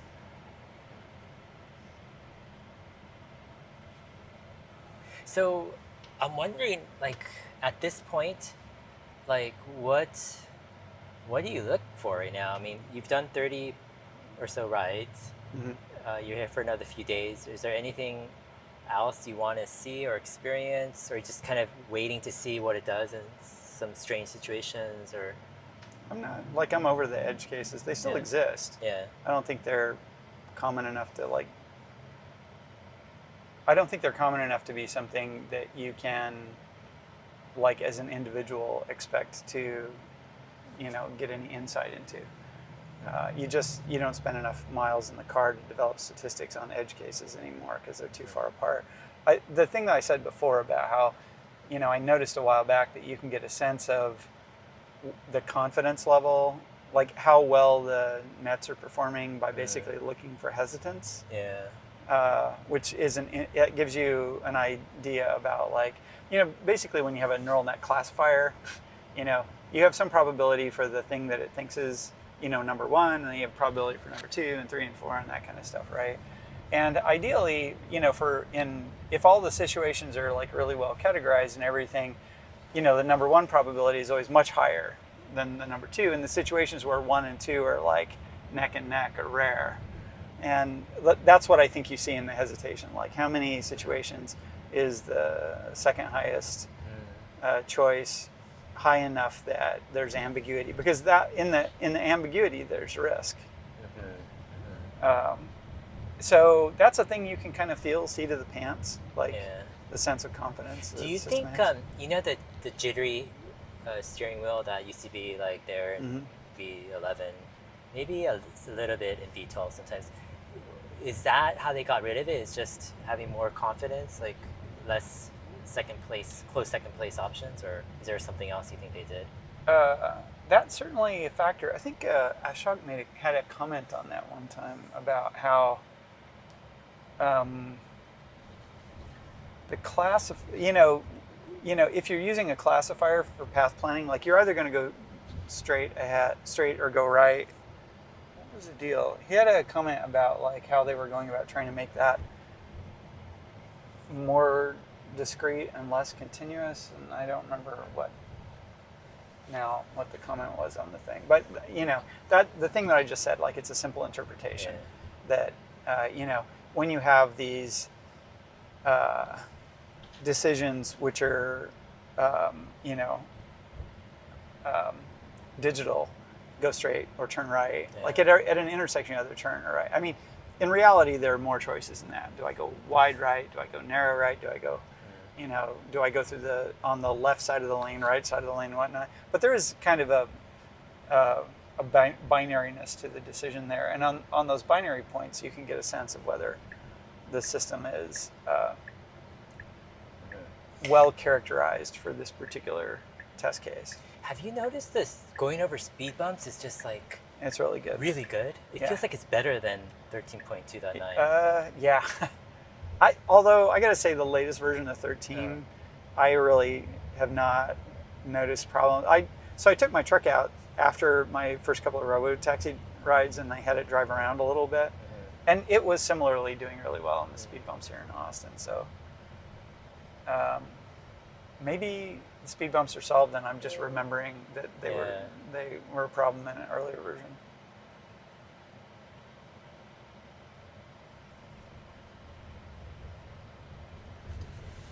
It also gets dips. Like, 12 started solving speed bumps pretty well, but it didn't, when you have those, like, the water channel dips where you turn, and those can also be pretty harsh. They're not, I don't think that they're there functionally to try to slow you down, but you have to slow down for them. And 12 wasn't getting the dips at all. And 13 does them just fine.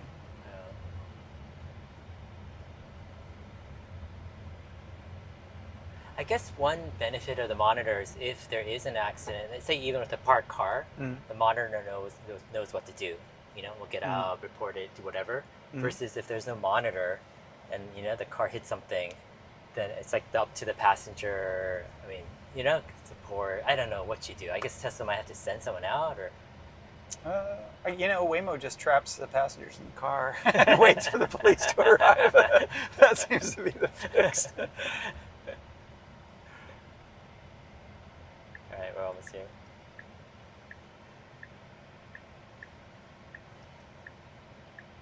Oh, interesting. Is this it? All right, guys. Okay. Thank you. Thanks. Appreciate it.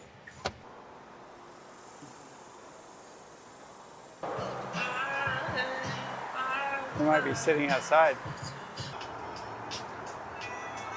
How about, man, it's really hard to decide. All right, we're having some ramen here. Ramen. Yay. For those who don't know, James Douma, one of his passions is Japanese. Food. Japanese food? No, and Well, Japanese Japanese, language. yeah. Japanese But language. Japanese food is great. Yeah, yeah. I just can't eat very much of it, Yeah, unfortunately. we have a good time talking about language acquisition and other things like that. But awesome. Can't wait for my food as well. You're stuck between a truck and a... Oh, and there's another one over there. Here we are waiting for our Robotaxi. Waymo's having a hard time here. But actually, everyone's having a hard time here. Humans are having a hard time. Yeah, yeah. Hey, James, so I wanted to ask about Optimus. Yeah. So I was thinking, like, one of the things we've talked about the past, I don't know how many years, 4 or 5 years, is autonomous driving. Mm-hmm. And the whole thing of Tesla making the right moves, the right decisions, Mm-hmm. being on that right path. And like as we drive Robotaxi, it's like, oh my gosh, it seems like it's here, you know? It's like it's rolling out. Yeah. What do you think about Optimus? I mean, like, it seems like Tesla's making all the right moves with the right focuses, the right, you know, strategic decisions, the emphasis on the hands, the right AI software decisions. Like, it just seems like, you know, it's following, I wouldn't say it's the same, but similar kind of systematic, like pushing it the right way. Like, how are you viewing kind of Optimus development? Are you as excited as you were with autonomous driving with Tesla?